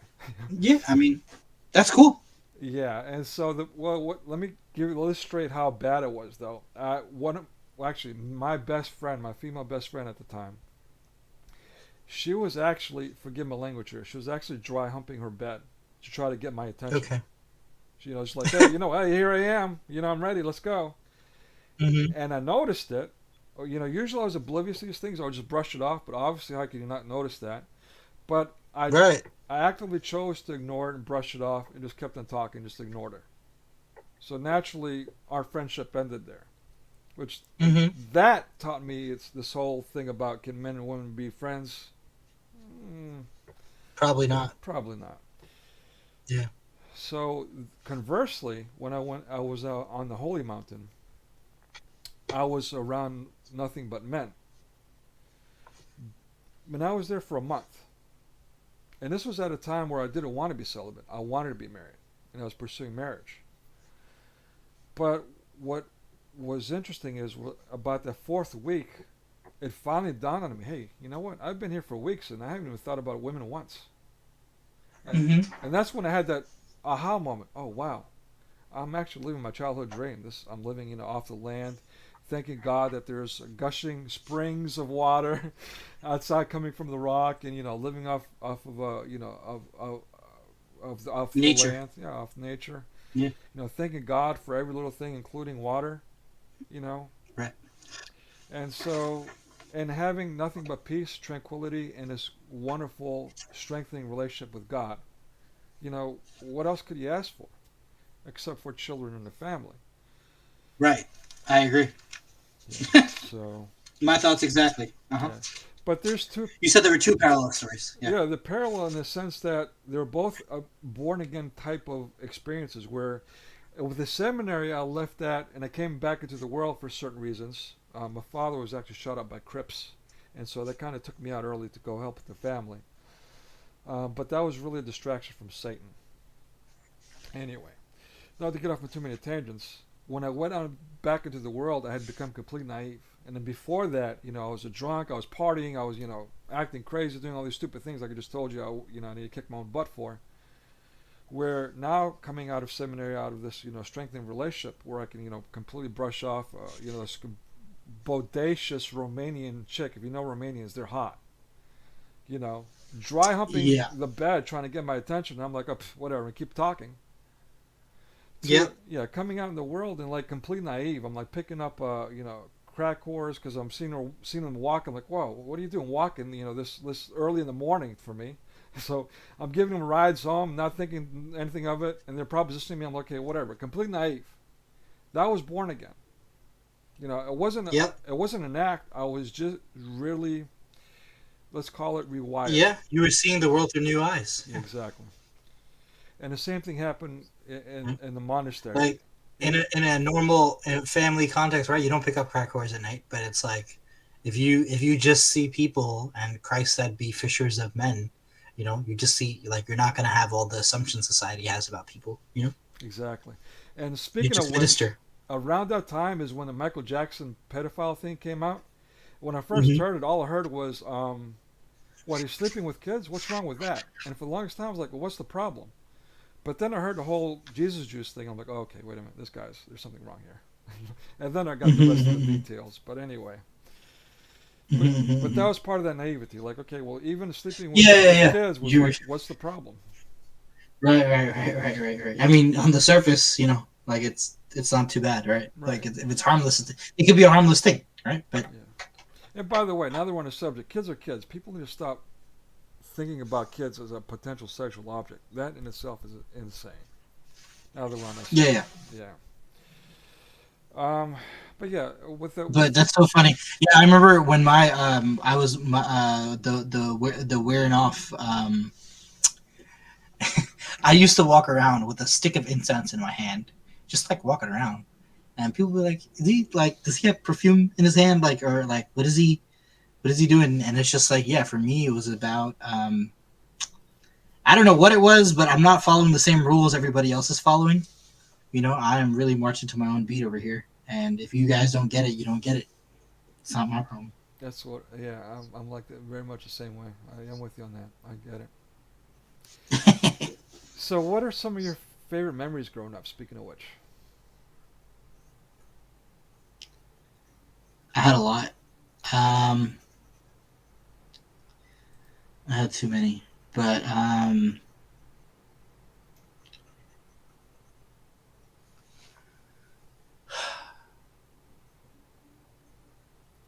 mean, okay, I'll just say this is because it's a question about who I am and what I am.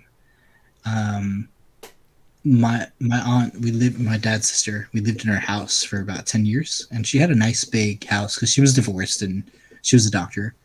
And so her bedroom was the master bedroom of the mansion, basically. And there were so many Time magazines and books everywhere that, like, I just grew up reading in her bedroom and appreciating her book collection too. And like, I have my own massive book collections. Like, I think one time my friends saw my 2 bookshelves. Was like, "Yeah, I like your book collection." I said, "Oh, you think that's my book collection? My book collection is in my dad's store's basement. There's like at least triple the amount of books. Like, that's just 2 bookshelves. I have like triple that much downstairs." But I've been I love books my whole life. I collect books. I hoard books, really. But yeah, so I think the thing that started it all, though, was just having, and it's a privilege, though, and it's something that a lot of like people can say, "Oh, you're smart, you're well spoken," and all that, but like, I had 2 parents. I had an aunt who was a doctor, so you came from a middle class family. You didn't have to worry about food on the table.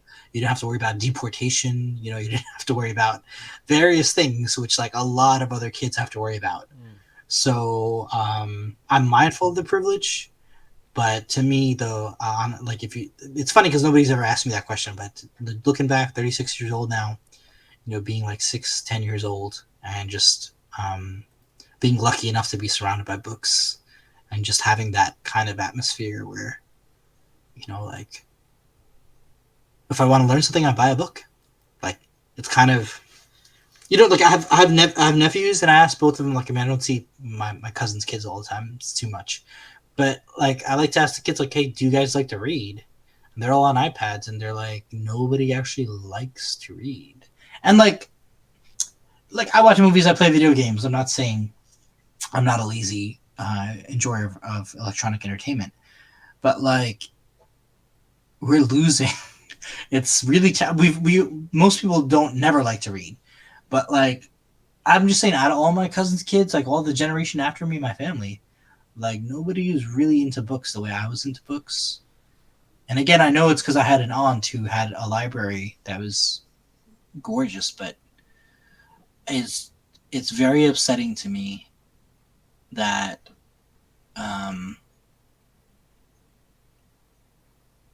when you ask a kid, do you like to read, like, they can't name any books. Or even I asked a coworker, like, what novel series have you read? Like, I'm not saying you have to read all of them, but just give me, like, series, a fiction, whatever, anything, Harry Potter. But, like, people really don't Wow. read books, and it's, like, kind of freaks me out a little bit. Yeah, that's never thought about that. That is insane. Insane is a good word for it. Yeah. Wow. And it's getting worse, is my point, though. Wow. Wow. It's like, yeah. Anyway, Yeah, serious problem. I mean, you're touching on something that's I don't want to go off on a tangent, but this is quite important. You're absolutely right, because I mean, reading is such a fundamental, such a necessary part of language acquisition, and retention. So, and if 100%. yeah, if we're losing that skill, we're losing our ability to communicate. If we're losing our ability to communicate, how are we going to function as society? I wonder if that's. Right. I don't want to go off on crazy conspiracy theory tangents here, but I wonder if that's not accidental. It is related because, Thaddeus, from Recent Answers, where we met, actually, he, on his website or his introduction, he talks about how, like, well, for example, in the world today, we have a communication of people that we never had before. So Muslims will actually, like, learn about Christianity from Christians, which we never had that before. And the other way around too, right? Christians will get to learn about Islam from Muslims. So, the world is getting smaller, and so the Christian world, for example, it's been very academic and scholarly about the Bible. But the Muslim world is now just beginning to approach scholarship on the Quran and look at it from an academic point of view. So again, you have this, basically, it's like the equivalent of, let's say, the Renaissance or the Enlightenment or the Tubingen philosophers, but the beginnings of secular philosophy are starting in the Muslim world. So his point is that either you can Christianize the Muslim world or you can secularize, they become atheists, basically. But here's the chance, because Islam has always been, like, most of the world before the 20th century, it's been in this little bubble where no outside ideas have penetrated. So the thing is that I would expand that. I would agree with everything he's saying. I would just say, though, that because, like, kids like to play Fortnite all day, like, when do you, like, and if you tell them, hey, come sit down with me and let's go over some, I don't want to say theology, because theology is the big word, but let's go over stories of the prophets or whatever, then, or practice our whatever, or forget religion. Like, if one of my well, he was 10 at the time. One of my nephews, he asked me, what does a word mean? Like eruption, like volcanic eruption. I tell him to look it up in the dictionary. He doesn't want to look it up. So I tell him the word. I asked him a few weeks later, what does the word mean? He doesn't know what it means, and he's mad that I asked him. So you don't know, you don't want to learn, and then after I tell you, you don't want to remember, and then if you don't even like to be reminded that you didn't learn it in the first place. So it's like anti-learning, like fiercely antithetical. Anyway, but again, it's because the kid is addicted to Fortnite. He's not a bad kid. He's not a dumb kid. Like, I gave him a lot of schooling myself, so he's definitely not dumb. But so my thing is, yes, the Muslim world is beating to either pry open from being closed, like the Catholic Church was since the medieval era. No outside ideas are allowed in until the 20th century. Um, and now we're having a great opening up of the gates, the floodgates, really. And it's an opportunity here.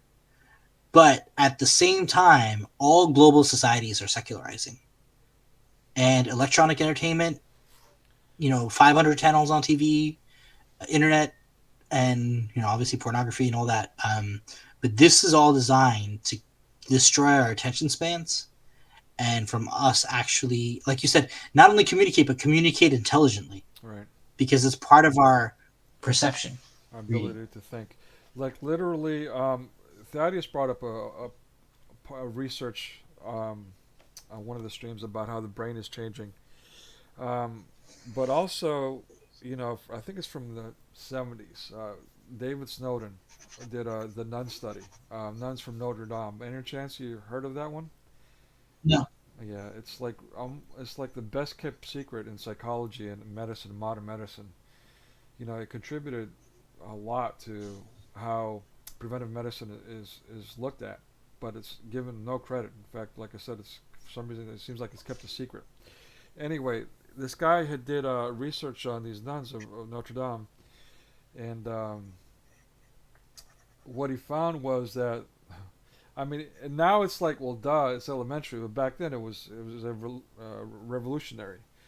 That their lifestyle had contributed to longevity, to a longer lifestyle, but also a healthier lifestyle. And so the factors in that was, being physically fit, keep exercising your brain, doing mental things, different like games or reading or so on, and also being stress free. Of course, these nuns are prayerful, and so they're stress free. So all these Right. things led to a healthier lifestyle in that they would like die happy in their sleep instead of some physical ailment. Yeah. But here, Right. Like a sudden heart attack or something. Yeah. yeah, or whatever the case may be. But Aneurysm. Yeah. here's the here's the other thing. Right. Sorry. Yeah, these women also didn't show any Alzheimer's, like didn't have that decay of the brain. And this is what it is. It's an actual brain laceration. When you, like the adage says, use it or lose it. If we're not exercising the brain will actually develop crevices, will develop lacerations, will get brain damage from not using it, literally. Right. Right.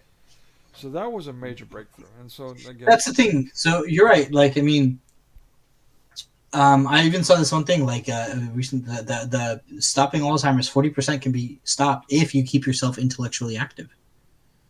Of course, there's like genetic stuff and all that involved too. But like you're saying, like, and it's funny. The easiest way to think about it, because the Plato says that writing is the worst thing ever invented, because we used to have prodigious memories, and prodigious in the sense like it's not hard to memorize Homer's, like entire stanzas of Homer, if like you're used to it. right, So the example we have, because we grew up before the 2000s, when before cell phones had any memory on it, or forget cell phones, before house phones had any memory on it, you had to memorize people's numbers. So you easily knew anywhere from 12 to 25 people's phone numbers off the top of your head, like your parents, your best friend, your neighbor, your teacher, up there. Not hard at all. And for everybody else, you kept a diary. But once you had cell phones that like saved it, and then I don't even know my own home phone number. Like maybe right, I know maybe two phone numbers, which is mine and my immediate relatives. But like, so that memory is gone, yep, shot. Like yep, there's no like, But I think my dad said something funny once. We asked for her. She was sleeping, and we asked for her best friend's phone number, without even like with one eye open. She gave the phone number. mm. So like we used to know phone numbers in our sleep, Oh, and wow, now it's like, why would we ever memorize a phone number? But so now exponentialize that. Like we used to commit a lot more stuff to memory. But yeah, so use it or lose it. Like with this technology, We have completely minimized all kinds of, like, something I read, the McDonald's, like, if you watch a commercial, right, and there's a catchy little tune like ba da ba ba ba, I'm loving it, right? So that's McDonald's, or oh yeah, so, or I was just singing another jingle, but I can't think of one either. well, I can think of too many actually, but Okay. the Hess truck for Christmas, the Hess truck's back and it's better than ever for Christmas this year. The Hess truck's here. So that intelligence, it used to be, we used to be able to memorize, like, identify birds in the wild. Hmm. Like, oh, I know that's a cardinal. I know that's a hawk. So we used to identify wild animals with that part of our brain, and now we memorize these stupid commercials for mega corporations. So Wow. yeah. So the thing, but we used to, it reminds me. I have an Orthodox Jewish friend. Um, I'm from New York, so one of the foods that we can eat when we go out is sushi, because it's just raw fish. It doesn't have to be kosher per se.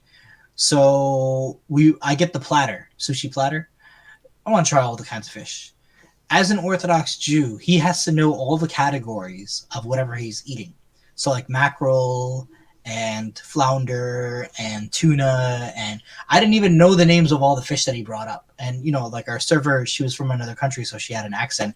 The way she said mackerel, I couldn't make out her what she was saying. Our mackerel. So it's like I was like, "What do you like?" Yeah, he's like, "No, it's mackerel." But as an Orthodox Jew, right, or Orthodox anything, you have to categorize the entire world, all the plants and animals, into categories according to the Torah. Does this have cleft hooves? Does it have two hooves or one hoof? Hmm. Does it have two humps on its back or one hump? So all those things make it so. This stuff used to be part of every person's daily living, and now we're just, Google it. I don't know what. Yeah, Google it and let's go to McDonald's because Yeah. we don't know how to cook. Yeah. Oh, yeah. This is a great time. I, yeah, we've become really, we've digressed. For the sake of progress, we've gone backwards. We've become Neanderthals. So We, true. I don't know. It's even worse. Let me agree with you, but I got this idea from Rousseau, the French philosopher. Philosopher. He says that, okay, if you want to see an unfair competition, right, take a modern man with his technology, like a gun, and put him in a cage match or like a ring with a Neanderthal, a caveman. And guess what? You know who's going to lose, right? The caveman, because he doesn't have technology. But now, if you want to see an even more unfair match, That's right? funny. Rousseau says this. You want to see something more unfair? Take away the technology from the modern man and pit him against the Neanderthal. Modern man doesn't have any skills. He can't even make a fire. And the Neanderthal has muscles, intelligence, memory, So, and then he advises that we read the book Robinson Crusoe by Robert Louis Stevenson. So it's around the same time, this is like 1780s. Like, this is the same time as like Treasure Island. The same guy wrote Treasure Island, but this is like 1800s literature. But it's about a boy who is shipwrecked off the coast of South America, Trinidad, basically, and so it's still undiscovered. So he has to, by himself, much like you on your monastery retreat, to defend himself. So he finds a cave, and to build like protection from the wild animals, he builds a fence. But you have to sharpen the bamboo sticks, and you have to stick them together, and you have to make a fence. And then, like, he eventually corrals some goats in a pen, and he has like livestock. But there's like cats from the shipwreck, and so like page 20 of the book, he has to drown a bag full of kittens, Oh no. because like he has nothing to, like, there's no way to take care of them. Right. But like, so the thing is, when you think about how like an person from the 1800s lived, or 2000 years ago lived, the skills and knowledge and difficult decisions that you had to make in life Right. to live on a daily basis, it's something that we forget too often. And the great thing is, though, I feel if you want to talk about any scripture, from 1400 years ago or 2000 years ago, you have to be aware of that very different lifestyle where, water didn't come out of a tap. It came out of, a spring or a rock, A so. rock, yeah. Yeah. Water from the rock, yeah. Liquid rock, right? um, yeah. That's so funny because, the Moses thing, because to the audience who may not follow what we're talking about, he talked about going on a retreat in Mount Athos. You went to Mount Athos, right? Yes, yes, yes. And so you had to live off nature, and if something was growing, then you could eat it, but otherwise, and then there was no electricity, there was no running water, and you were drinking water from that was gushing out of a rock. Yeah. But No heat. much like Moses, though, right? Hit the rock, but like you weren't supposed to be angry at the rock, right? Mm. Remember, he hit the rock angry. You know. Yeah. That's the story of Moses. So God tells him to. The people say we want water, and God tells him to strike the rock, and water will come out. And he hits the rock really hard, and he tells the rock that water should come out. And Moses is punished because you weren't supposed to hit the rock that hard because it's like you're doing it. And then, what were you saying? Yeah, no, no. I'm just, yeah, I'm just. I don't want to cut you off.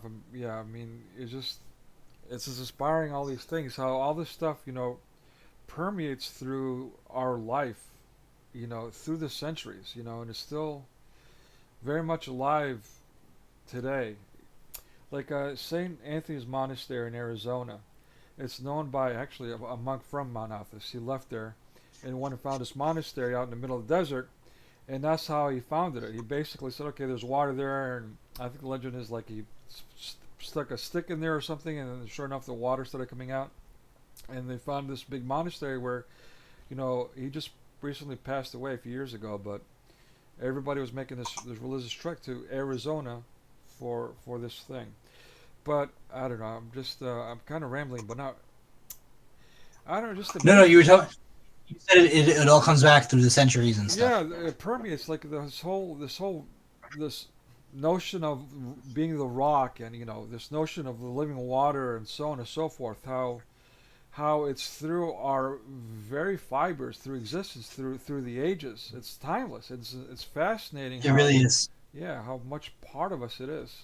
There's no escaping it. Yeah, you can see why the Jewish people had to pass this down through the generations.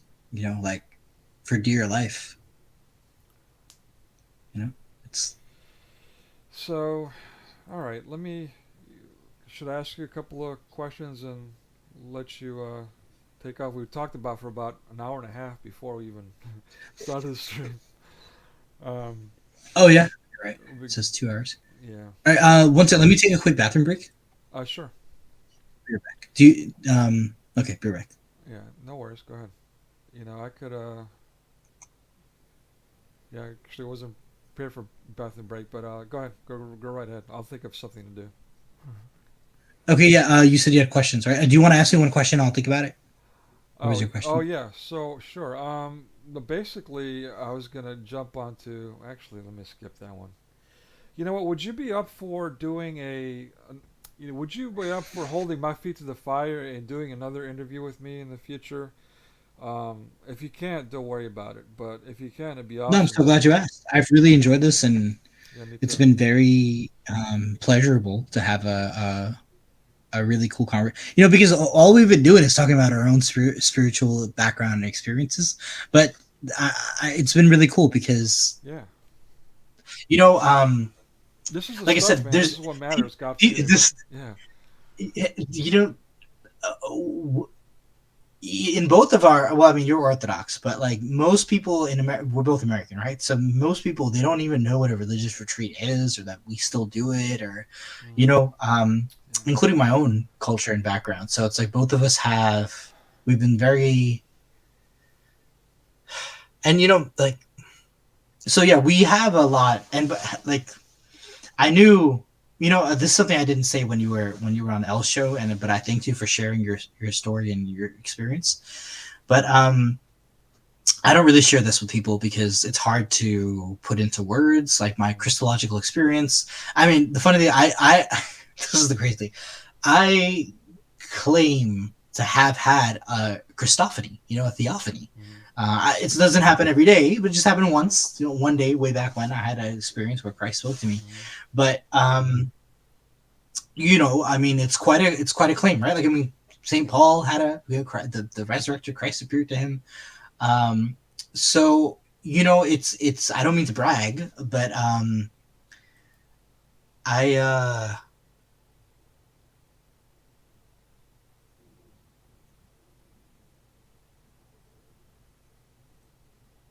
oh yeah, so my spiritual experience, I can't share, like, okay, I don't share much of that Christophany with people because it's already crazy enough as it sounds, right? Like, someone who's been Muslim their whole life and arguing against the Trinity their whole life, all of a sudden has an experience where Christ basically tells him that yes, it is the Father, Son, and Holy Ghost, and indirectly, you were wrong the whole time. So it's hard enough to believe, and then if I talk more about it, it gets even more difficult to swallow. Yep. But Yep. but to me, it makes perfect sense. So I don't like to me like you could have everybody in the world laugh in my face, and Yeah. it wouldn't adjust me. It wouldn't adjust anything of what I believe because I experienced it, and they didn't. So the thing is though that so I don't talk about this too much, and I always stay away from it. But the way I got to Central Park that day in June 2009 was I was leaving my mosque and I hung out with this homeless person. And poverty is so key. Like, God is much closer to people who have like no money than he does with all the fancy people with the fancy churches and mosques. That's biblical too. Yeah. So for sure. And so I hung out with this homeless person, went to a cafe, ran into this random person and his friend, and then I hang out with them, and then me and someone split off, and then we go to Central Park. So like random events, and eventually we talked walking around Manhattan for like I think 12 hours, and like easily 4 or 5, 6 hours maybe those were in Central Park. But the guy's last name was Goodwin, you know, Oh and I wow. never met him again after that. So you're quiet, you're in the top right corner of the screen all the time, you don't say much, everybody else is shouting, arguing, maybe you'll say one sentence, and then the conversation moves on, and like you said, sometimes, and I'm like, all right, this guy Serpico, nice quiet guy, but very soft spoken, I wonder what's going on over there. And then you tell me about Coach Goodwin and how he changed your life, Mm.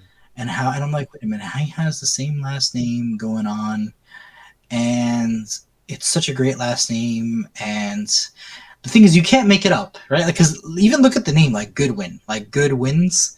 So I don't know. So the Wow. I never thought about that. You're right. Goodwin led me to the Trinity. I mean, God did, and like I said, my Father in heaven revealed this to me, not any person. But so it's just so when you said Goodwin, and I heard Goodwin, and to me Goodwin is like we had the Central Park Bethesda Terrace going on, and by the Bethesda Terrace, I found out, like, I only remembered this. I knew what it was, but that's the healing waters of Bethesda, so it's Hmm. very Christological Yeah. for me to be at Bethesda Terrace, which is a fountain in Wow. Central Park. Um, so yeah, I met Christ there, and it was through, happened to be met a stranger named Goodwin, and I'll never be the same ever since. And that's who I am. I'm doing the baptism of tears penance right now. But yeah, I knew, like, so it wasn't just this monastery stuff and this retreat stuff, and we're both probably going to become monks one day. Um, but I knew, like, we were always going to be pals because your religious experience kind of lined up with mine in that one quirky way. That's the beautiful thing about, I don't want to call it Christianity. If I don't, about, our relationship with God is that it's just like we recognize His voice, we also recognize each other. You know what I mean? And I feel the same way. And I know there's probably, if anybody does watch a stream, I can imagine someone taking this the wrong way, but I already knew, like, early on, that you and I were kind of like kindred spirit in that sense. I don't know what it was, but I knew that we had the same kindred spirit. Yeah, Um, I agree. so on that note, I'm gonna let you so you don't burst So, your do you had a bubble. question though? You don't Yeah. want to, and then I was gonna So just take a quick. my other question for the other guest was, how do you adhere to the Great Commission? But let's make it, how do you encourage other people to kindle their relationship with God, to strengthen it? How do we go about doing this? How do we go about bringing people closer to God in the 21st century?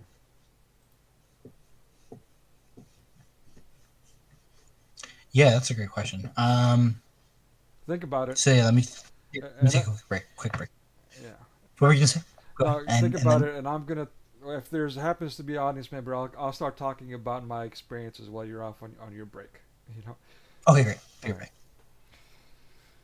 So on, yeah, I'm gonna say I'm gonna talk about one of my experiences with regards to these miracles, these things that are hard to put in words. Some things are easy to put in words, some things are not, especially the ones that are quote unquote fantastic. Or fantastic is a word that I think maybe Freemasons like to use to dispel mysticism, dispel um, God working in our life. But there's other, let's call them smaller miracles, if you will. I don't know if that's kind of tasteless, but let's call them, for argument's sake, smaller miracles that you can put into words, but are easily just as easy to dispel. One of them is related to my own father. Um, so I was in a time in life where I had not quite gotten my calling yet, but I was on the path to. Or actually, at that point, I believe I had gotten my calling, but I was waiting to go to seminary. And before I was going to seminary, I was helping family members, and my uncle had just passed away from cancer, and I was helping my aunt and his children, my cousins, with their business. But at the same time, I had a father who was opening up his business and a sister who was opening up her business, and so I felt guilty. Like, hey, why aren't I helping my more immediate family members? What should I be doing? Should I be here helping my aunt, the widow? Should I be helping my own family members? What should I be doing? And so I prayed to God. I said, God, I feel guilty, so let me know where I should be right now, but make it clear to me. And I thought about a sign. What kind of sign could I ask for to make it clear? And well, both my sister and my father are very proud people that don't necessarily ask for help. And so I figured, okay, well, sign number one, they'll call me and ask for help. And sign number two, they'll call me on my aunts, which at the time they weren't exactly enemies or anything, but they weren't exactly the best of friends. There was no real reason for them to be calling my aunt, never mind to call me to ask for help. So that was like a major stretch, major stretch. So I said that prayer and I went to bed. And in the morning, my aunt is shaking me, waking me up. She's like, Nick, your father's on the phone. Right away, I knew what it was. And so she gives me the phone. And I put the phone in my ear. And I said, yes. And my father says, Nick, I need your help. I was like, okay. And that's all that was said between us. I knew right away. So again, those are one of those things where you can easily write off and dispel as a coincidence. But if you know the dynamics, if you know these people, there was a snowball's chance in hell of that happening, if you'll pardon the pun. But it happened, and it was very clear, and it was very timely. And that's what we call an answered prayer, or divine intervention, or a little miracle, if I may. As far as the mountains moving and all that, those happen too. You can read about the lives of the saints, those kinds of things that you read about in the stories of the saints actually happen today too. I know there's arguments that God doesn't work miracles on a regular basis. Those arguments are true to some degree, but we'll find, at least in my experiences, I've found that God does work miracles relatively regularly, arguably. I mean, arguably the fact that I'm still alive with all this crazy stuff going on today, and with my own personal disposition amidst all that, I think all that's a testament in itself that God works miracles. I mean, I don't know if that's vain or not, but yeah, I mean, if you experience something like a mountain moving or disappearing, you know, again, that's something that's got to be interpersonal. It's got to be a direct answered prayer. But when you come to realize that God cares about the smallest thing in your life, you know, there's no greater feeling that someone like God cares about something like whether or not you have water. How many of us are thankful for that? Um, or whether or not you can find the keys to your business that you can't find for a month. You know, where are those keys? And then all of a sudden, you ask God, okay, enough. Show me the keys. If you show me the keys, then I'll do this. Bam! All of a sudden, the keys fall practically out of the sky, almost quite literally. You know, it was that moment in my life, that answered prayer of the falling keys, of why I couldn't reopen this business that I had given away. That was my falling on the face moment. It helped me realize that God cares about the small things in my life, and that He's listening, and that He will answer prayers directly. You know, it's very real. But this is stuff that, again, you can't put into words because, I mean, just talking about it doesn't do it any real good service. I could be wrong. I mean, you got to talk about it, you got to share, but most importantly, this is something you've got to experience. You've got to taste for yourself. And once you've got that taste of grace, there's no turning back, but you've got to work toward it. You've got to put in your time.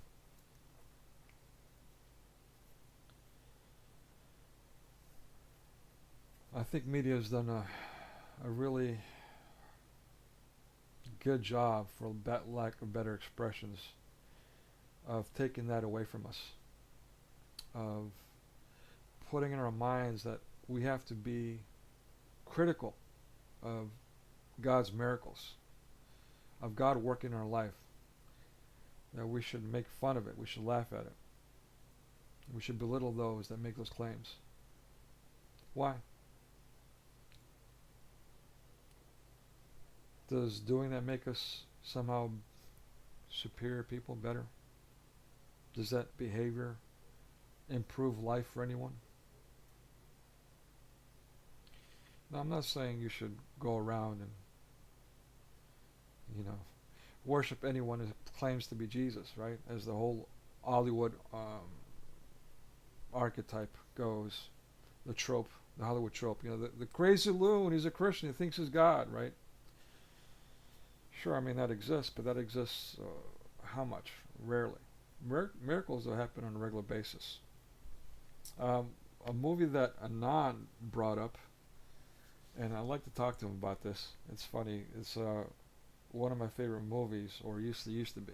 I don't like Quentin Tarantino anymore because he's a pedophile apologist, or apologist for pedophilia. But the movie in its time was a good movie, arguably, because it illustrated this dynamic that I'm talking about right now. And if you look at the movie through this perspective, through the spiritual path, or the spiritual growth or digression of two characters, which are arguably the main characters that exist throughout the movie, which is Samuel L. Jackson's character and Quentin Tarantino's character. Not Tarantino, I'm sorry, John Travolta's character. Vincent Vega. So what happens in the movie is that Samuel L. Jackson is shot at point blank. And for all intents and purposes, he should have died. And he knows he should have died because the gun is pointing right at him. But somehow the bullets don't hit him. And so after the guy empties all of the chambers and the bullets somehow don't hit him, he kind of pauses like, oh, okay. And he raises his gun and shoots the guy dead. and then there's a freeze frame there. You're not, you know, the scene stays there, and next thing you know, I mean, you see him kind of like in amazement, and then he moves and he looks behind him, and you see right behind him where the gun was pointing, there's bullet holes. Okay, so it's a great illustration that obviously something had to happen, and um, Travolta's character, Vincent Vega, they're witnessing the entire thing, but he's like going on. He's like blah blah, back to business, and blah blah blah. He's not paying any attention. Samuel L. Jackson is obviously moved. He's like, whoa, something just happened. I just got through saying some kind of Bible quote before I kill these people, but yet, yeah, somehow I'm still alive. Something happened. I think this must be a miracle. That's the only way you can explain a gun pointing right at me and the bullet's not hitting me. And he's like, hey, did you see what just happened? He says that to Vincent Vega. Vincent Vega says, whatever, man. You're a whack. You're crazy. He's like, no, no, no. I don't want you to dispel this. Something powerful and major just happened. I mean, look, I'm supposed to be dead. There's the bullet holes. There's your proof right there. Weren't you there? Didn't you see the guy pointing the gun point blank? Loading his gun and not hitting me? But the bullet holes right behind me? Explain it. Okay, yeah, whatever, man, whatever. Let's just go. Let's just go. And so we go through all these crazy adventures throughout the rest of the movie. And essentially what happens is Vincent Vega continues to write off this miracle, this great miracle that he just witnessed, and ends up dying by his own sword after all this other mischief that he creates. Meanwhile, Samuel L. Jackson's character, he gives an opportunity for repentance to a young couple who are in the process of robbing him. And as he states, any other time that young couple would be dead. He would fill them up with lead. He would shoot them. But he's had time to contemplate his divine intervention, and he's decided that he's got to change his life. That enough's enough, and he's got to acknowledge what's happened. He's got to repay God in gratitude for his life. And so he takes his wallet and he gives his young couple all his money, a lot of money in there. He says, you know what? I'm buying you a second chance. This is why. All this time I went through life thinking that, the evil tyranny of men is someone else. And I'm the righteous shepherd that's, saving everyone from the world. But in all reality, I'm been the one that's been evil. I'm the one that's been causing all this tyranny. And it's time for me to repent. It's time for me to change my life. And I hope you learn from this because I'm giving you an opportunity to repent too. Take all this money, stop stealing, and move on. Kind of like other movies, of that vein. So he decides he's going to walk the earth. He's given up all his possessions and now he's going to follow God. Meanwhile, the other one who witnessed the same miracle, like, yeah, whatever, and kept on his crazy life, ended up dying from his own sword. Great little story. All wrapped up in, murder and drug abuse and so on. And sex, of course. Right on time. I was just talking about Pulp Fiction. I was listening to the end of that. I gotta watch the movie again, but I really love how you did that. Because you're right, that one does not have a happy ending, and he's the one who ignores the miracle. Yeah. It's a great... But actually... Go ahead. No, I was just going to reinforce what you said. I was just going to agree. It reminds me of this...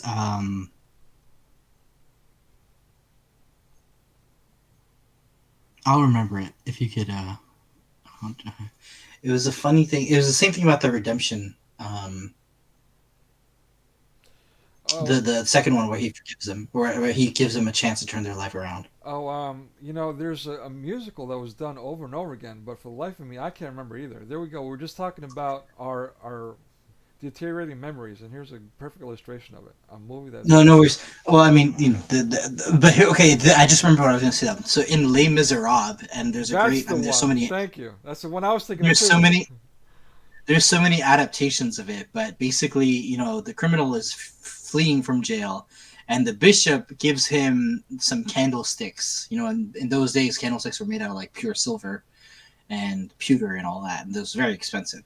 So the guy, the bishop gives him, a place to stay for the night. He gives him a warm meal. And, the maid of the bishop or the butler is like, this guy looks like a vagabond, a criminal. Like, he does, his clothes smell, he stinks. He looks like he just ran away from jail. And he pretty much did. And so the bishop says, I'm going to give you this fancy stuff, all the silverware in the house. Okay, no. He lets him stay, and the guy's running away from jail, so he steals all the silverware.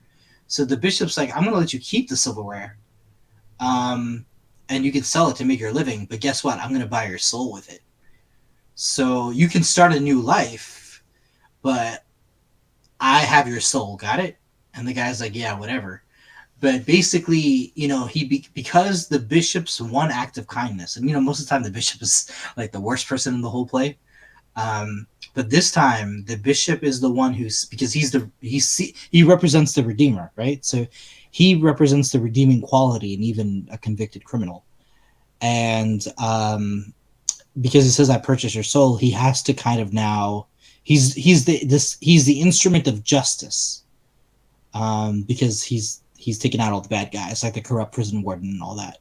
But he can never forget that the person who allowed him to live his life as a free man was the bishop, who gave up his wealth so that he could have a second chance in life. On a personal note, which version is your favorite version of Les Miserables? So I haven't seen the play, but there was one. Okay, yeah, I forgot the actor. He's a young. Okay, well, I even forget the actor's name, but he's young. I think it was around the 2000s. Oh yeah. I don't know but he's in so many films that I forgot his name. I don't know that. I don't know who. I didn't watch that one, to be honest with you, because I was so in love with the other one. Before that one. So not the Hugh Jackman one. That one's new, and not the. But here, this one. Cameron McIntosh's Dream. Okay. No, that's the Hugh Jackman one. But anyway. Okay, no, then there is the one from the 1978 one. You know that? That one I didn't see, no. Okay, it's it was for TV. Okay. Here, let me send you the link, and if you wanna Can I put that up. So I watched two versions back to back, and this one I thought was like really dangerous for the acting. But there's this one where the guy cares about his daughter so much, and okay, that's with Eddie Main, but no, not that one. Anyway. Yeah, that's the one I like too. Oh really? I can't think of that actor's name now. My goodness. Wow, my brain is not working anymore. This is embarrassing. I actually got a copy of it. Let me cheat. I'm gonna take a look at look at my copy. That way I'll know. Oh, this is so bad. Yeah, I mean, maybe we should. But I gotta say, I really like the film criticism. It's a good. Yeah, speaking of which, yeah, if you don't mind, I hate to do this to you, but I asked you if you watched any of my videos. If you can hold off so we can do that together, that way not only are you holding my feet to the fire, but I get to watch your reaction, which will do me some good. If you're willing to subject yourself to that, I think you'll be doing me a service. That way I can, learn from the consequences of my actions. You know what I mean? Yeah. Okay. I mean, I think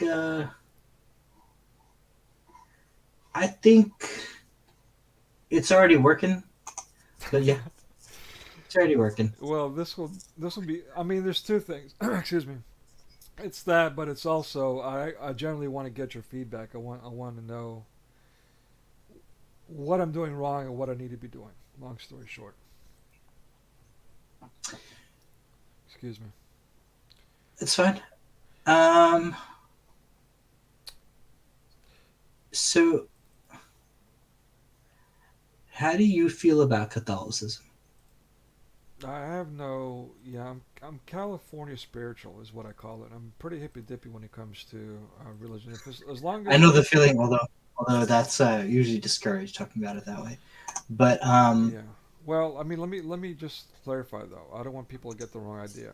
I mean, as long yeah, as people don't go off on crazy tangents, I'm not talking about people who are starting talking about the cults, multiverse and right, yeah, God being crystals. God being an alien, exactly, crystals and all that stuff. I mean, that stuff is a bit much, but Yeah. even I'm gonna piss off. Excuse my No, language. that's good though, because a lot of times though, like it's good that you don't have hatred in your heart, because that's the first thing I look for. If I'm trying to figure out, okay, can I be in communion with this person?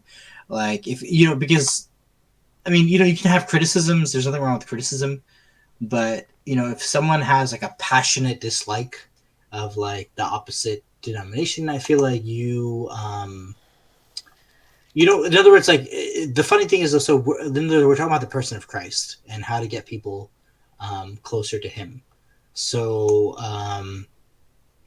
when you do that, and then I see that you have so much like toxicity in your heart Right. for someone who is probably 90% of what you believe, right? Then there's probably in other words, I'm like it's funny because the thing is though, the more back in time you go, and the more back in time you read literature, there might be like a lot of harsh words said by any number of denominations.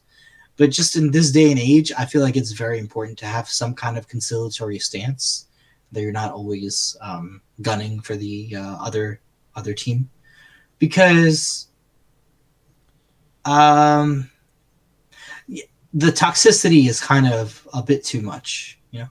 and I've had enough of that in my life, by the way. So I completely agree. I mean, and that's what I like. No, I'm gonna piss off even more people. Excuse my language again. But yeah, I mean, one of the things I like about the apologist circles was that it's gotten me to appreciate theology, which is something I needed, and it helped me bring me back closer to God. Which is also something I needed. But one of the things that's burning me out is all the debating that they're doing. Like you said, there's a lot of yeah, the laughing and so on and so forth, which again I'm guilty of. I'm like right. I'm one of the biggest offenders. I'm probably the biggest offender. Well, I don't know. I don't want to give myself that much credit, but I'm pretty bad when it comes to all the nastiness in the streams. When I get on there, and I think nobody's looking. I really let it You rip. know, I'm so glad you're confessing that, because let me confess to you. Like, okay, so I met David Wood. We had a great interaction. Then I had a foul interaction with a certain someone. It just became like a whole uh, walking on glass kind of conversation. But basically, like both of us were giving each other bad attitude, right? And that was very ungodly, I felt. Yep. So that. But you know what? Honestly, like for the next 2 days in the back of my mind, this is something I haven't thought of in like over 14 years, right? I said I was going to open up a Muslim apologetics channel, because the funny thing is, like, I'm getting so close and closer to Christianity. Like I said, you asked me what was my biggest accomplishment in life, right? And my funny thing was, like, I'm a mod on a Discord server, you know, it's like the stupidest answer, but like I'm growing closer and closer to the traditional community of Christians, and yet, like, because of a very bad attitude conversation by both people, by the way, I'm not saying it's just the other person, it's me too. So because of this mutual toxicity that I have with this Christian, a certain Christian apologist, it made me want to like start, like, and like I said, when you asked me, like, why would I help Christians stay Christian? I said baptism of tears. I view my life mission as like helping, you guys stay within your faith. And yet I was so pissed off from the debates, the not the attitude in the debates, that I was like, you know what? this needs to stop. So much misinformation is going on, and I'm tired of the abuse. And Yeah. they're making so many scurrilous arguments, and I know we make scurrilous arguments, but I haven't done that to anyone, so I don't understand why anyone do that to me. So I was gonna, and then I met Sam Shamoon yesterday, and he was the nicest guy ever. Yeah. He had no bad faith towards me. He had no hate towards me. He had no ill will towards me. Like, for when you say Trinitarian Muslim, like, I'm not going to be mad at anyone, but the obviously the Christian position is you need to come to Christ and enter the Christian religion in a formal way, right? And we even discussed it. Like, you said the doors, right? So I can't be mad at someone, if they're not buying my Trinitarian Muslim, like if they're not buying my goods, because the doors, right? Like it's an important security thing to only have properly vetted people, properly ordained, initiated, baptized people in the thing. So he's not a bad, like it's not a bad thing to shut me down in that sense, because that is part of preserving the deposit of faith that we've been given by our apostles and their successors. So I'm not like, but at the same time though, see, Sam Shamoon also believes in apostolic succession, and he believes that probably I need to be baptized at some point, but he kind of understood I was still doing a service, right, when I was defending Trinitarianism according to the Quran and so on. So he had such a soft spot for me, Sam Shamoon, and I'm like, you know what, I don't need to open up that Islamic channel that I wasn't going to do for the past 14 Of years. all the people that made you do the 180 again, that's fascinating. That's what I'm saying. And it's like, so the thing is that, like, I'm so, like I said, there's finicky-ism, maybe egoism, but like, just the thing is that, like, look, I don't know. I guess I just want to be true as a person. But my point of saying that was like, the instinct to, just put on your boxing gloves and be a champion for your side is a very powerful instinct. Especially when you see something wrong, and you want to just correct those misconceptions. So, like what you said, I think you were saying something like that, right? You had the thing where all you want to do is, get those views and get the clickbait and try to steer the argument. Or you were saying something like that. That's why I brought up the whole thing where I was going to open up my own channel because this one person pissed me off. Well, yeah, I mean, there's a couple things. I mean, this is actually, it's also a personality / character flaw of mine. Christ Yeah, rebukes and God. I mean, it's an Old Testament thing too. He rebukes being, facetious, because yeah, and vengeful, by the way. and vengeful. But the facetiousness, is sort of right there along the lines with the wagging You're so tongue. right. Yeah, and this is It's like a exactly form of why. mockery. Yeah, Yeah. it's exactly And why. by the way, woe be to the mocker, woe be to the scoffer, all that. But sorry, what were you saying about facetiousness, though? I mean, what kind of sin is it? Yeah, no, it's just exactly. I mean, it has that effect that what you're just saying. I mean, it turns people away from God. There's no good It that comes from it, does.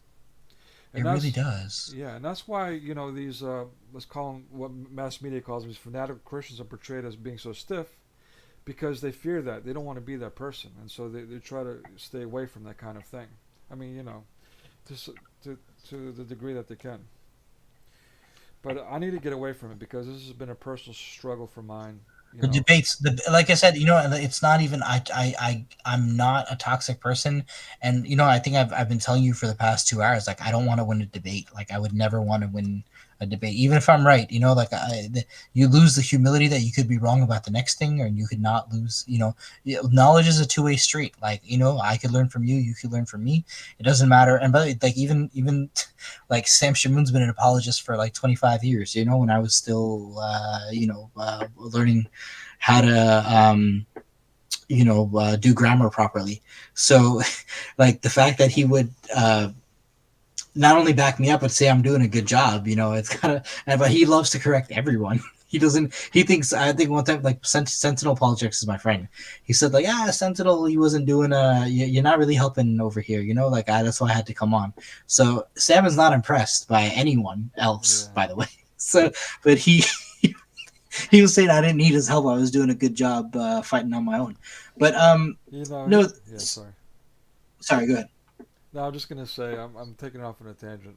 I'm just gonna say, you know, I had a bad interaction with Sam early on. It was a while back, but he's starting to grow on me. I'm starting to, you know, he's like how Stern describes himself in the movie Private Parts. You know, I'm like a fungus. I grow on you. You know, so So funny. yeah, Sam is like that for me now. He's really starting to grow on me. Anyway, sorry, go ahead. I, you, well, I see. You know, it's hard for me to. It's really hard for me to even say the words. But my thing is though. Look, here's the thing. Because I can't stomach someone. Let's say, right. But like at this point though, like if we could have a nice dinner, then I think that like that's really, if we could just talk.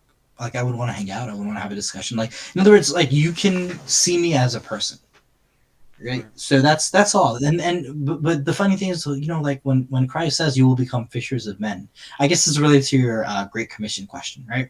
And let me answer it this way. Let me bring it back to this. I don't think that's the question you asked, by the way, um, yet. But the thing is that like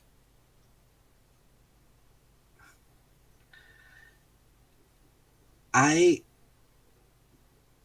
you know so it's kind of related to what I said before about one thing that I love about Orthodoxy, even though I mostly prefer to read Catholic theology, is that some things are deep mysteries, and for us to even put a word or a concept, or for us to even dogmatize it and then give it a concept like transubstantiation, you're not you I don't want to say cheapen, right? But we're speaking, right? So you cheapen the mystery by expressing it dogmatically in words.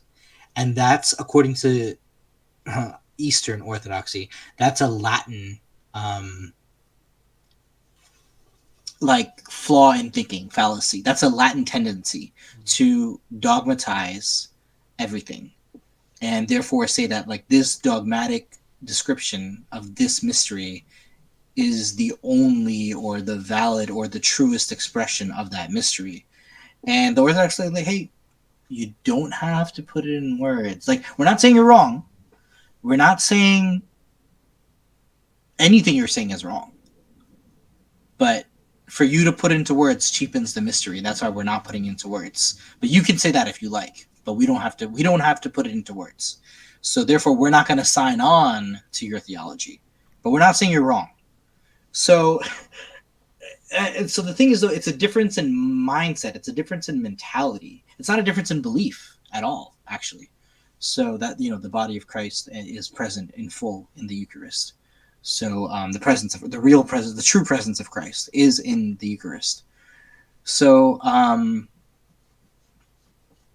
that's the funny part. We don't even disagree. It's just that you have a tendency to, the scribes, like they theologize everything.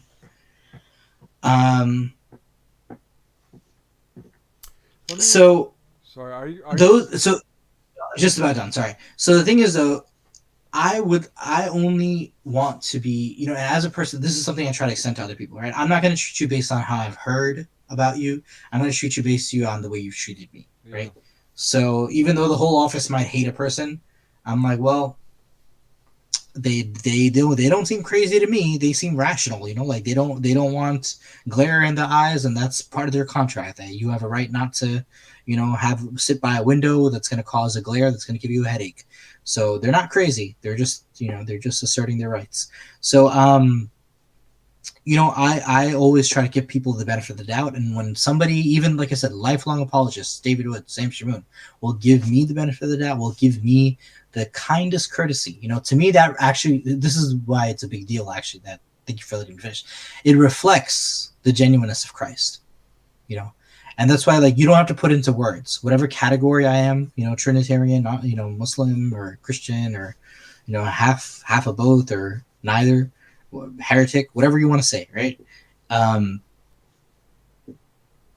When Christ tells us to be fishers of men, you have to look at each person on their own, and that's how you're a fisherman.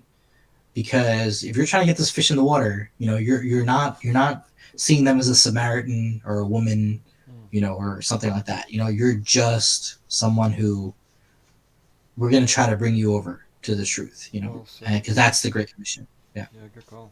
Very good call. Yeah, you're right. If you take that approach to it, then it becomes about the numbers. Yeah. And like, by the way, we're all people. So, like, I mean, for example, I work for social work. So it's like, look, I mean, on the one hand, I work for a massive bureaucracy that's a government agency, and they only see rules and laws and regulations and policies and procedures. But on the other hand, I'm serving members of the public, and so every person that applies for service, they need to be treated with the same equal dignity, respect, and time and attention that they deserve. You can't take shortcuts. So, and then at the same time, you have to process a whole city's worth of cases. So it's like it's a numbers game, but actually, no, it's about real people. We're not just selling insurance portfolios over here and Mm-hmm. stocks and bonds. It's like people's lives and people's livelihoods and souls. Yeah. So everything else is anyway. So like it's the hardest thing in the world, though, right? Because like on the one hand, it's a day job. I work 9 to 5. I'm here to pay my mortgage and get my make sure my cat has food. I don't have children, but but on the other hand, though, we are doing like social work, charity work, whatever you want to call it. So it's like people who need the most, right? Christ says, you, um, you have done unto me the same that you've done unto the least among you. So if I dismiss a poor person or shrug off a poor person, the book of Matthew tells me I'm going to be one of those that are going to say, Lord, Lord, you don't recognize me? And it's like, yeah, I mean, I never knew you. Because, when you shun the poor person, um, I told you well before that these little ones, and so therefore off, be away from me, And so the amazing thing about exegesis about that verse is that, see, the description of hell isn't, fire per se. The important part is you're away from Christ. Mm. That is hell. So that's the worst fate you could have. So, and it's funny because it's the people who say Lord, Lord, but they're the people who turn their backs on the poor. So I think, like that's why, we're bringing us up in the context of the Great Commission, serving people. I serve indigent people. Well, So, let me push back on that, as they say. That's a popular expression. They, all the apologists use. Let me push back, but to soften up, like correcting you. So, and I'm saying that because it's a little bit of a pet peeve. What you just touched on is actually, in my mind, is a bit of a mass media misconception. And coming from someone who works as a philanthropist, I'm a little surprised that you would say that. So with Christianity, they've been out feeding the poor, creating schools, creating hospitals, creating schools of thought, of education, of you know on orphanages, yeah. oh yes, soup lines, orphanages, thank you, yeah, on and on for centuries around the world. But the thing is that we're called to do it for the sake of doing it. It as one of my favorite movie lines put it, it's a moral imperative. In other words, it's not even a question of whether or not you should do it. You should do it, and only that. Don't pat yourself on the back for it because you're supposed to be doing it. So don't think you're something special because you did it. So I mean that's kind of a staunch way to put it, but that's the reality of it, and that's why biblically speaking, we don't ring our own bells. Because when we start ringing our own bells, all of a sudden it becomes about something else, and all of a sudden it takes on a different spirit, and it doesn't have the same effect. It becomes something vile and evil and corrupt. We want to avoid that. The problem is that that allows the evil ones, the people that are being diabolical, they're saying the exact opposite of reality, to slander us, to say that you're not doing Mm-hmm. that and all that. Mm-hmm. And so I think That's true. The Christ did say, "Give like your right hand shouldn't even know what your left hand is giving." You yeah. know, like So the problem is that yeah. So now Christianity has been painted in a negative light. They're they're all pedophiles, right? Yeah. Crusades, right, or whatnot. Yeah. Anybody's wearing a collar. As soon as you think collar, what do you think? Right? Unfortunately. Yeah. I mean, and Mm. that's not accidental. This is a Pavlovian uh, tactic that's been employed by Hollywood for decades. All right, and this is I'm just speaking on empirical Yeah, you know what? It's so funny. I quantitative was watching research. this movie by Richard Gere, and he was so young at the time. I think, but True Instinct or something. But basically, like the priest is this evil, That True Instinct, another one I got to look up now. All right, go ahead. Sorry. yeah, yeah, yeah. No, but and I think it might even be like a young actor's debut. But oh, it's called Primal Fear. I'm sorry, Oh, Primal Richard Fear. Gere, Yeah, yeah, yeah. That's a powerful movie. and Edward Norton is in his film debut. Yeah, yeah, yeah. So like basically like the bishop was watching him and his girlfriend, or whatever, and that Which was the climax of the whole film. I fell asleep during it. I just woke up during that part. But I'm sorry. Let me but it's let me interject. two great actors though. It's funny that you use the word climax of the film, and that Yeah. scene, by the way, is not done in a way like, "Oh my God, that's horrible. What are they doing?" It's like, let me get my popcorn. Whoa, check this out, right? Yeah, I know. We knew it was something, right? We knew it was something because the whole time it was framed as like, anyway. But It yeah. was as framed as a porno scene. I mean, basically, Yeah. is it bad? Is it good? I mean, I'm watching the scene. I'm like, whoa, this is pretty hot. Can you expand it? Can you make it last a little longer? You know what I'm saying? I mean, come on. I'm not the only one that's watching the scene thinking like, whoa, this is completely erotic. Thank you for Hollywood for putting this scene together. And that's something that Yeah. Hollywood does over and over again. This is why I'm saying it in such an offensive way. It's to kind of jar people, to help Yeah, people. Some like people they're all realize that perverts. yeah, that Yeah. when they're showing rape scenes, they're not doing it to portray the poor victims. They're actually sensationalizing rape. I mean, you see Yeah. things like this over and over again from Hollywood. Sorry, I had to interject, but No, and music too. But like, it was funny. I was arguing with the young Muslim online, and his argument was that Islam bans all kinds of music, like period, and that's pretty boring. But I'm much more friendly to it. But he sent me a really interesting article about how like modern music has rape culture in it, basically. Like and I grew up listening to rap, so it's like talking about how many girls you've betted like before you were 16, right? Or whatever, or just like I'm a star now, so like every time I go to a new city I get a new hoe. Like what you're doing is you're glamorizing, you're putting this image over and over and over into people's heads that like basically just ply women with alcohol and then count them as notches on your belt. yeah, And alcohol is the number one date rape drug also in the USA. So it's like it's when and it's so funny. I mean, I remember watching, there was it's not a comedy show, but it's a news talk show late at night. So they're very irreverent, but like they were measuring binge drinking on college campuses, which is like well, let's what see is it? that stuff. It was measured as 4 drinks or more in a row. And every one of the hosts, they made this cute little joke because they're all like 20, 30 somethings. They're like, 4 drinks in a row. That's not binge drinking. That's just drinking. Yep, So it's like the threshold right. for how much is an acceptable level of intoxication is like, that's the joke. Anyway, so you're right. But like I said, though, this leads directly into rape culture. Because the fact is, if you're just, if you're just, women's body fat is lower, so they can't absorb the alcohol as much. Their livers are smaller.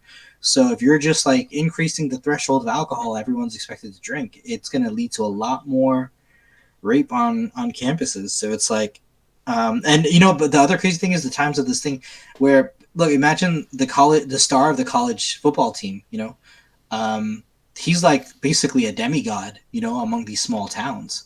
So if you think like the school principal is going to jeopardize their school, the high school championship because the football player has an accusation by like, and it's a small town.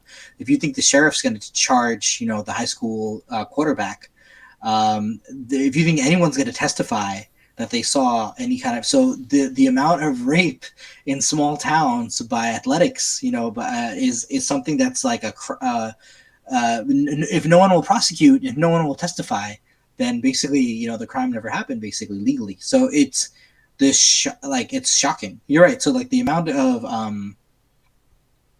glamorization. and that's why I don't even like, I can't even judge if someone, like, I had a friend in college. I used to hang around with her a lot, but she had bipolar, and one of the things of bipolar syndrome, thing is like promiscuity.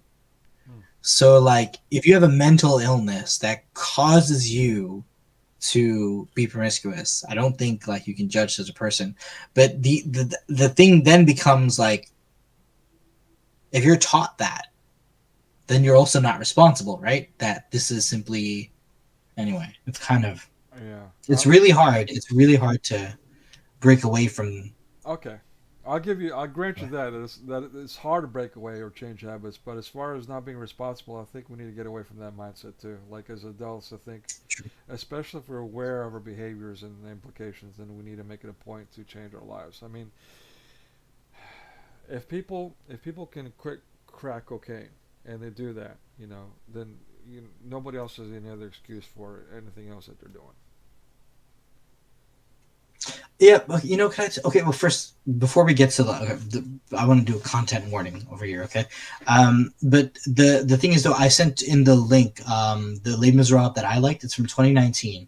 Dominic West was the actor I'm thinking of. 2019, you said? Yeah, 2019. Okay.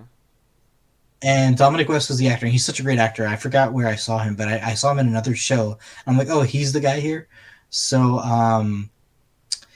I love this rendition because, it's modern enough. You see it in HD, wonderful costumes and things like that. Oh, they also have some really good black actors. Of course, it's set in the contemporary revolution, so it's my favorite one. But of course, yeah, the one from '78 has this really like stiff prison guard, the warden who who kind of discovers, like, later on, like, he has an agenda against him, right? Well, what's the name? Villefort. Yeah, I honestly don't know. This one is good. Sorry. Javert. Gerard that guy. Yeah, I know you're talking about. The French guy, right? Yeah. Debradu or something like that. I can't get it. I don't know. No, I'm not seeing that. But yeah, Javert is the Javert is the inspector who's always on to him. Oh, the character. I'm sorry. I thought you were talking about the actor from a different movie. Actually, I'm going. Okay, gotcha. But the guy who plays the inspector from the 1978 one, he is very reluctant. But if you remember, though, in Les Miserables, the guy lets him go at the end, right? Like the cop who's been chasing him his whole life. Mm-hmm. So even the cop is redeemed, right? Like he knows when to bend the law. That's a good point. That's a great point. But yeah, okay. So now this is gonna get because we're talking about we're going here, and so I'm almost 40, right? And I'm around 40, and you're around 50. I'm older. So okay. So I'm just under 40, okay. And you're just over 50, right? So I feel like you're in a little bit of a generational disconnect. But during lockdown, when I went on Discord, and it's funny because it's a video game social network. It's meant for gamers to like send, like, if I know you through the same Fortnite or Counter-Strike game, I can, instead of getting your email, I could just send you like a screenshot of my game, and you don't need my email or my Facebook. It's an alternative social network, but it's entirely anonymous. Yeah, so but it's interesting because now, like, all the groups I'm on for Discord are all religious groups or religion servers, but it started out for video games, and instead I'm talking about Christianity like all day on this video game network. So wow. during the pandemic, I was, and now the average age of a Discord user is about 15 years old. Because when I pointed out that I was like, I was on Facebook when it started in 2004. The kid ran to this Christian server, and it was like only 15-year-old kids, somewhere as young as like 11. I really had no business being there. I was like 34 at the time. But like, I mean, it's like ministry. They just, we just read the Bible all day, and they were very impressive in their knowledge of scripture. So I made friends with them, in that sense. And it was a group of only 20 kids, and they accepted me. There was one like 25-year-old from Germany. I gotta say, just don't give him any Jesus juice. You'll be okay. Jesus juice. Sorry. Michael J. So, no, I know, right? But there was a 25-year-old from Germany, so he was kind of like one of their leaders and stuff in Bible study. But it was so impressive because you know what? No adults around, and these kids would be studying scripture on their own, and they would jump around between translations. It was really cool. They were very dedicated. I was so impressed. I could cry actually. So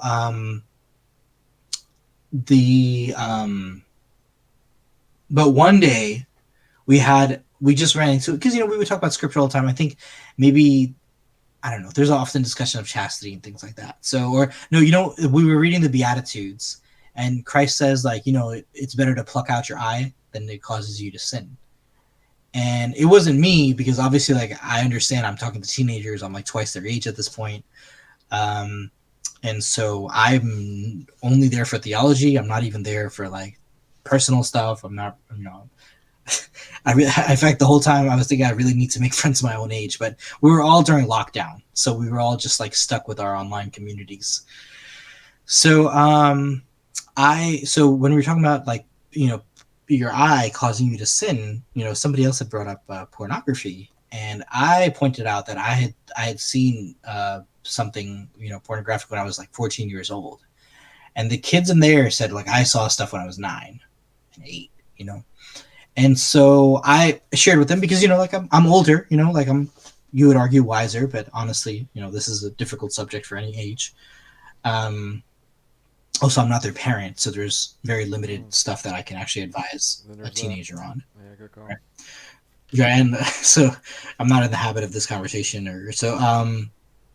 But I just like the first images that I'd seen in that regard, it was like a group kind of setting where it was like two men and one woman, and it's like, what does that do to a young person's brain? That, like, you're not seeing it in a loving context. You're seeing it strictly in a, it's just flesh, right? So you're seeing it in a flesh concept, right? And, there's no sanctity there, and it messes. And then, the kid, like I said, the kids even younger than me, right? I was 14. 14, you kind of have a head on your shoulders, right? Like you've seen enough of the world, you've seen enough of people somewhat. But if you're only like 9, you're exposed to that. It's and more extreme, by the way. So that mine was like, okay, that's freaky. Like, why is there 3 people here instead of 2? But even more extreme that these kids were exposed to at a young age. So it's like that really messes you up. And I know, so you're over, and so I guess your generation, you had the magazine, right? And the magazine was like softcore, so all you saw was the upper, and there was never actually any penetration, right? And for them, I don't know, but I don't know what. I don't mean to make you too old. Like, did they have black and white reels? Yeah, right. All right. Did you have automobiles? No, but what I'm just saying, you don't have to. You don't have to speak too much about it. But what I'm saying is, though, it's even for my and now the current one is so sexualized from like a before like 10-year-old kind of age. It's kind of, I feel terrible for them, because basically, like, the worst thing you can do to a child is give him or her unrestricted internet, because they're going to come out really messed up. Even unrestricted internet? Well, I'm not a child, but yeah, I did grow up on unrestricted internet, unfortunately. Unrestricted, I see, unrestricted. Yeah. But I would imagine even restricted, I'm sure, they've got access to all kinds of things. No, but see, you have to supervise it. I'm not a parent, so it feels weird lecturing people on how to be a parent. But there should be absolutely no unsupervised internet usage. I agree. I don't think it's a terrible. Yeah. It's a terrible thing. So, but we were talking though about I said, well, you're not even responsible, and you said, well, that's not the message we want to give. And I just want to say, though, if like at 9 years old, you've seen Mm. crazy stuff that like our generation couldn't even imagine, then my thing is, it's not their fault. That's a good Like point. they've been perverted from Yeah. childhood. So Preach it. No, you're absolutely right. I mean, it's at I that. mean, you're right too, because you don't want to tell people don't be because see that's a struggle about chastity, right? Like, and I like you mentioned it twice or thrice, and I can see it matters a lot to you, and it really is an important concept, and modern people do lose it. And like I was watching Catholic Answers once, and it's a YouTube channel where they hosting, and their entire show one day was about pornography, and somebody called in, just their 80-year-old like grandfather was addicted to it, and he would buy DVDs or whatever, and I think, and so like in his response to the family would be concerned that he's spending all his time watching obscenities, but he would say, well, I'm not bothering anyone, so it's not a problem.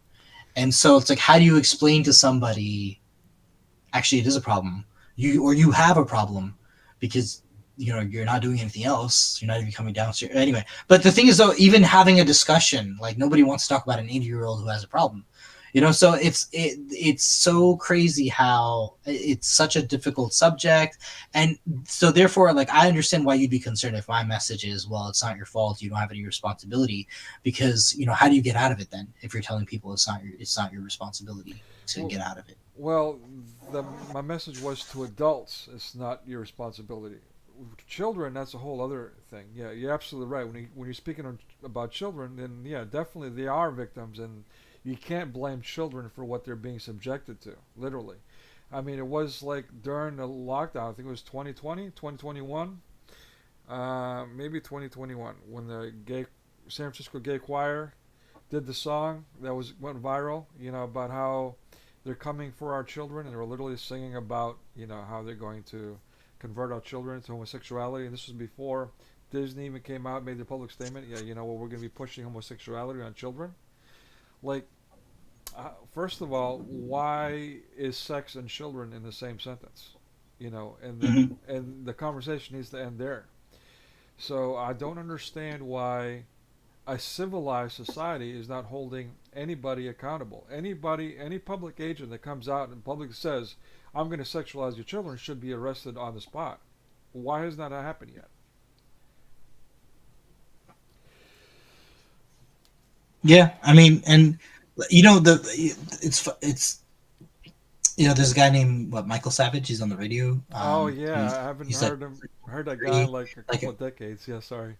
yeah. I mean, like back in the days of Rush Limbaugh, Sean Hannity, and number three was Michael Savage, and so but he would point out like the biggest companies that try to sell porn are the cable companies, because when you buy pay per view, or like when or even HBO, which has like at night they have like soft stuff, like there's no penetration, but it'll just show the, I don't know, whatever, the people get naked or whatever. Back in the So day, yeah. yeah. So the so the thing is that, but the cable companies make money off of that.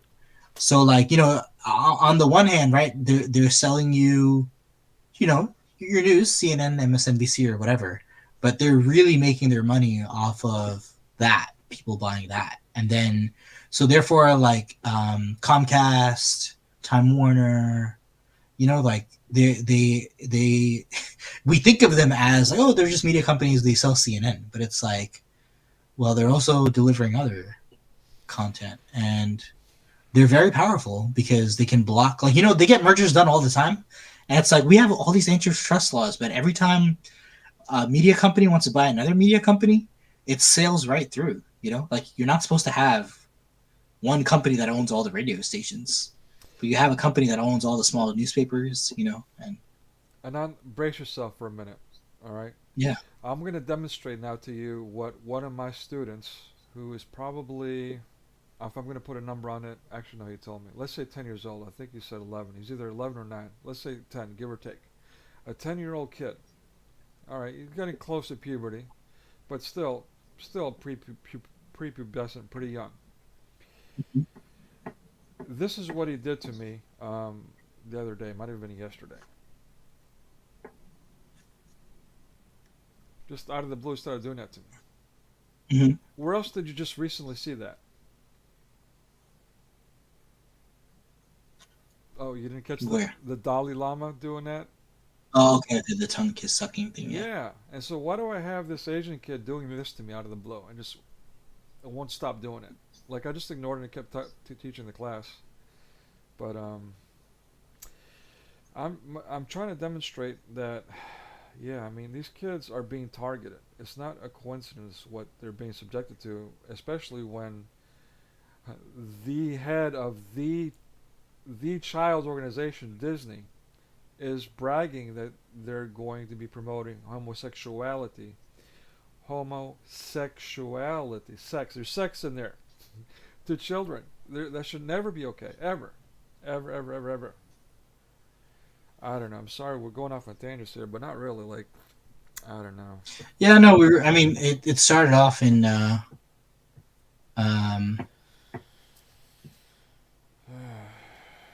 the sense that the culture, basically, like, well, remember I had told the secularization of society leads to, well, Well, let me just to bring this back full circle. We mentioned football. Speaking of pedophilia and all that, football is kind of guilty of that too. Um, but are you familiar with Aaron Rodgers? no. Okay, bummer. So he was my hero for the longest time, and why? Because about a decade ago he was interviewed by the 500 Club or something like that, and they asked him something, and he responded with quoting Saint Francis of Assisi. Um, Oh, wow. yeah, he said, "Preach the gospel." My favorite. Sorry. My favorite. Oh, really cool. Yeah, he said, "Preach the gospel always. Use words if you have to." Yep. Great quote. Yeah, it is, and that was the first Great time. quote. Yeah, the first time I heard it, and it was profound to me.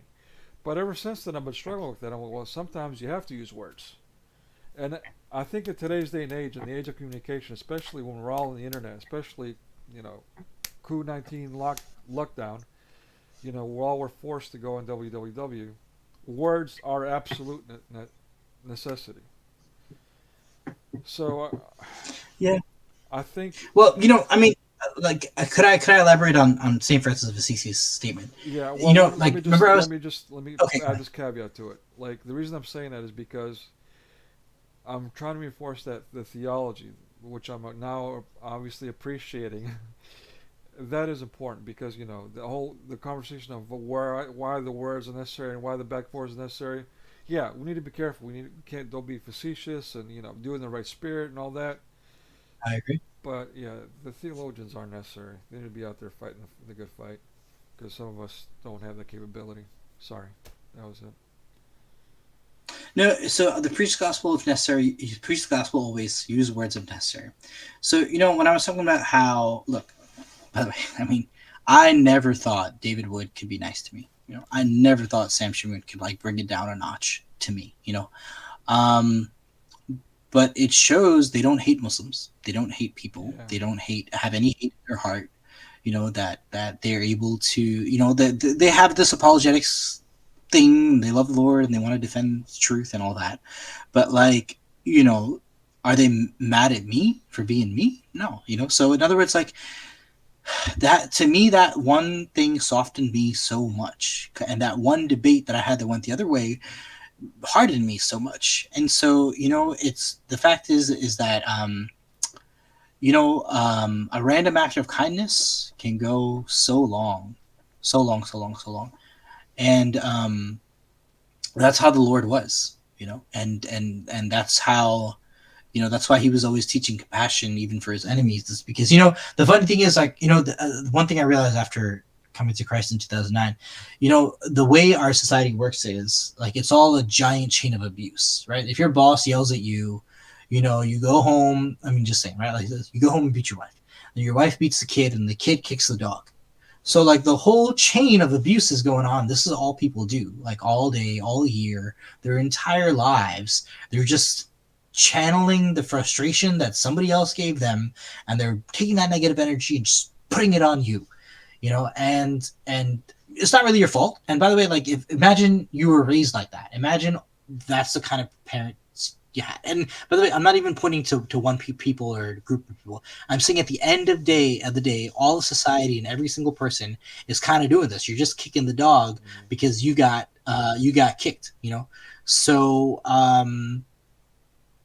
you know, and the only, I mean, the crazy thing is the only thing that stops it is Christ, you know. And that's why he said love your enemies. So he said bless your enemies and pray for them, and because it's like, that's all. Like, if that the game we've been playing up until now is just keep passing the toxicity down to the person below you every chance you get. And then he was like, well, no, I'm telling you to love your enemies. And so when you stop that chain of toxicity, then you can have something. But until then, it's just a cycle of abuse upon abuse upon abuse upon abuse. So that's, I think you know, St. Francis of Assisi thing applies, and I think I was just talking about it when I said that, like, look, you have the two biggest counter apologists, you know, who all the you know, like, I saw, like, 3 days before, Sam Shuman was on a 2-hour tour de force where he was going through he threw the kitchen sink, you know, and everything else at this one new convert. And so, but it's quite incredible that that person could, you know, Sam Shuman called me a brother. Like, I called him brother first, you know. My brother said, brother Shuman, nice to meet you, you know. And, you know, he called me brother, and it's so crazy because, you know, like I said, for so many years I've been trying to have communion with Christians and trying to find Christians who would understand me or accept me. You don't have to say, you know, I'm saved. I'm not telling you to, like, you know, water down your faith or believe in anything that is not part of your tradition, but just, like, basically, can you accept that I'm someone who's on the outside? I'm outside, but I'm at the doors, you know, and I'm, hopefully one day I can be in the door. And so that requires a whole different treatment than someone who's a complete enemy. So, like I said, so that's it. You know, like, I think St. Francis of Assisi's quote is so great because that is truly how you preach the gospel. You know, it's like, it's through, you know, it's through random acts of kindnesses, basically. And that's like feeding, you know, giving a cup of water to someone who's thirsty. Like, that's Christ, you know, and like you said, it's a moral imperative. So you can't even give yourself a pat on the back, like, hey, I gave a thirsty person a cup of water today. It's like, there's so much work to be done. And yet the funny part is the world tries to take you away from that, right? So, of course, you know, your ego will come up, and then you'll lose a debate, and then you'll want to, like, strike back. Or, you know, like, you know, you need money, you know, so you know, you take a shortcut, or I don't know, whatever. So the thing is, like, the world is going to take you away, and yet Christ is the only thing that matters. So that's how radical the faith is. That's how, like, infinitely complex it is, and that's why I really love having, you know. Anyway, so I forgot where I was going, but I was just explaining Cece's thing, where he's so right. It's, you know, like, somebody just asked me on the Discord server that I'm a mod of, you know, like, how do I talk about Christianity at my school? And I said, well, first, you know, you want to be known as the most helpful person around. Let's say you see somebody carrying 10 soccer balls, like, can you help them carry 2 or 3? You know, just to help them, like, and then people will ask, say, hey, why are you so helpful? Why are you different? You know, and then that opens up the possibility for you to, you know, form relationships and tell them about Christ and what you believe and why it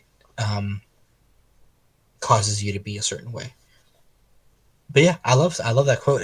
St. Francis, you know, one of the things I love about St. Francis, he used to pray for the birds, and he would practice compassion for the birds. And you know what I do to honor him in that sense? I live in New York, so we have so many pigeons.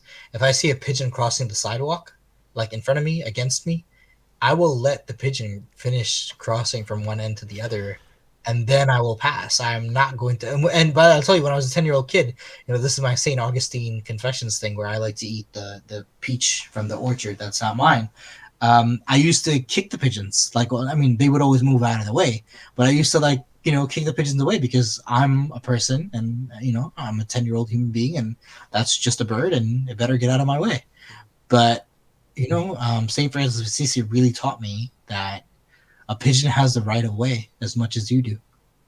Interesting. You share a lot of great stuff with me, man. I really appreciate. I can't thank you enough for doing this, like, and sharing everything you did with me. You're changing my life. You really are. I mean, forgive me for praising you, but I just want to say thank you. Thank you for having me on. All right, so I'm gonna whenever I'll leave the schedule open. Just let's schedule something for sooner than later because I'm in the middle of a major life change. I got to move, so my internet's gonna Yeah. change. And I'm not sure how long I'll be able to do this. But would you? I really appreciate you being able to hold my feet to the fire next time, and maybe give Yes. you an opportunity to vent, let you get some things off of your chest about how you've been treated by Christians for so long and how this, that, and the other, whatever comes out of it. I imagine I think we have a rapport that where we understand each other and we can have even a disagreement, as I say, uh, a fruitful disagreement. Let's put it that way. So I'd appreciate that, and I'll be looking forward to it. I'll let you let me know on Discord whenever you want to have that. But before I take off on you, would you like to give us some parting wisdom? Well, no, not really. I mean, we've left the audience with so much to chew on, from everything Hey from like man, yeah. monks to Christian history to Les Miserables, which is like the greatest story ever. Like there's so many iterations, like movie iterations of it, and you could watch each of them and they emphasize like different things. It's Mm, such a great tale. And I'm glad we talked about the Richard Gere movie with Edward Norton, who looks so young. But the contrast to that is Les Miserables, where like the bishop is the one who sees some redeeming quality in a man who's a convicted prisoner and escapee and fugitive. So beautiful Christian message, actually. And the funny thing is, though, the French Revolution is the most anti-Christian thing ever to happen because they hated. I mean, the church and the religion and hierarchy. Everything they did was to undo it. So you have a novel that's set in a very anti-Catholic period of history, and yet somehow the bishop is the good guy, which I think is really stunning. yeah, yeah. I we'll talk about it next time. But yeah, we'll talk about it. No, go ahead, please share. No, it's just I've done a lot of research on mass media, and I don't want to extend this too much, but yeah, I mean, just this whole discussion about how Christianity has been portrayed and the impact it's had on society. I thought from mid 20th century is what was in my mind. Actually, I even thought even later. I thought, well, maybe this is a 1970s thing, from my time, so to speak. But no, I mean, I was shocked and extremely disappointed to find out that from the very beginning of Hollywood, they've been ripping into Christianity, even though they made religious movies. Um, so, I mean, you could do the math. They're making religious movies, yet they're ripping into Christianity. What does that mean, and who's doing it, and why they're doing it? I'm going to say that they created a golem that either they intended to create or a golem that's gotten out of their control. I'm not sure which. But regardless, we know them by the fruits. The implications are real, and we're paying for it now. We've got generation after generation after generation of a certain mindset that's been hating on Christianity, and now we've got a world that's just literally going after our children. The very people Christ says you better not harm even a hair. That's who we're targeting in every possible way we can. Every possible way we can, we're going after them. There's no words for it. I'm not going to go on long, but this is something crazy, and I don't tell people about this, but that I believe this, and I firmly believe this, and every day I'm continually reminded. I really think any electronic like like a phone or something, like this, like the thing that makes it work is jinn, or like you call it demons, but whatever. But like the spirit beings in the other realm that we can't see. So, and they're not all good. But You're I the think like second person in the past few months has said exactly what you just said. It's interesting. I think like every like so how Muslims have to wash up for prayer, like let's say I do the ablution and then I pray, but then something happens, things can break that, for example, passing gas, right? Like if you fart, you got to wash up again because you did something impure. So you're in a state of ritual purity, like the ancient Jews used to be. Like after sex, you have to be ritually pure. So in my own theology, this is what I've concluded: if you touch your phone or like you look at anything electronic, like, and it's funny because you went to Mount Athos and you were away from electronics. I feel like the demons, or I'm going to say jinn because demons means always bad, but just demons would be evil. But I'm saying these mischievous beings, these mischievous jinn, they get into you, into your blood, into your veins, into your nerves, and then like you get all crazy because like it's what it possesses you, and therefore you need to wash up and get back into ritual purity.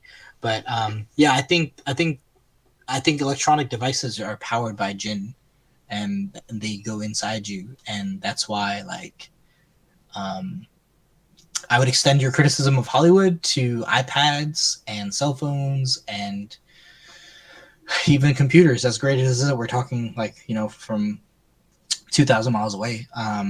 The spirit beings are making this possible, and 90% of the internet is pornography. So it's like, yeah, it's good that two people can have a spiritual discussion about God, but the other 90% of what's going on the iceberg is leading people into dark and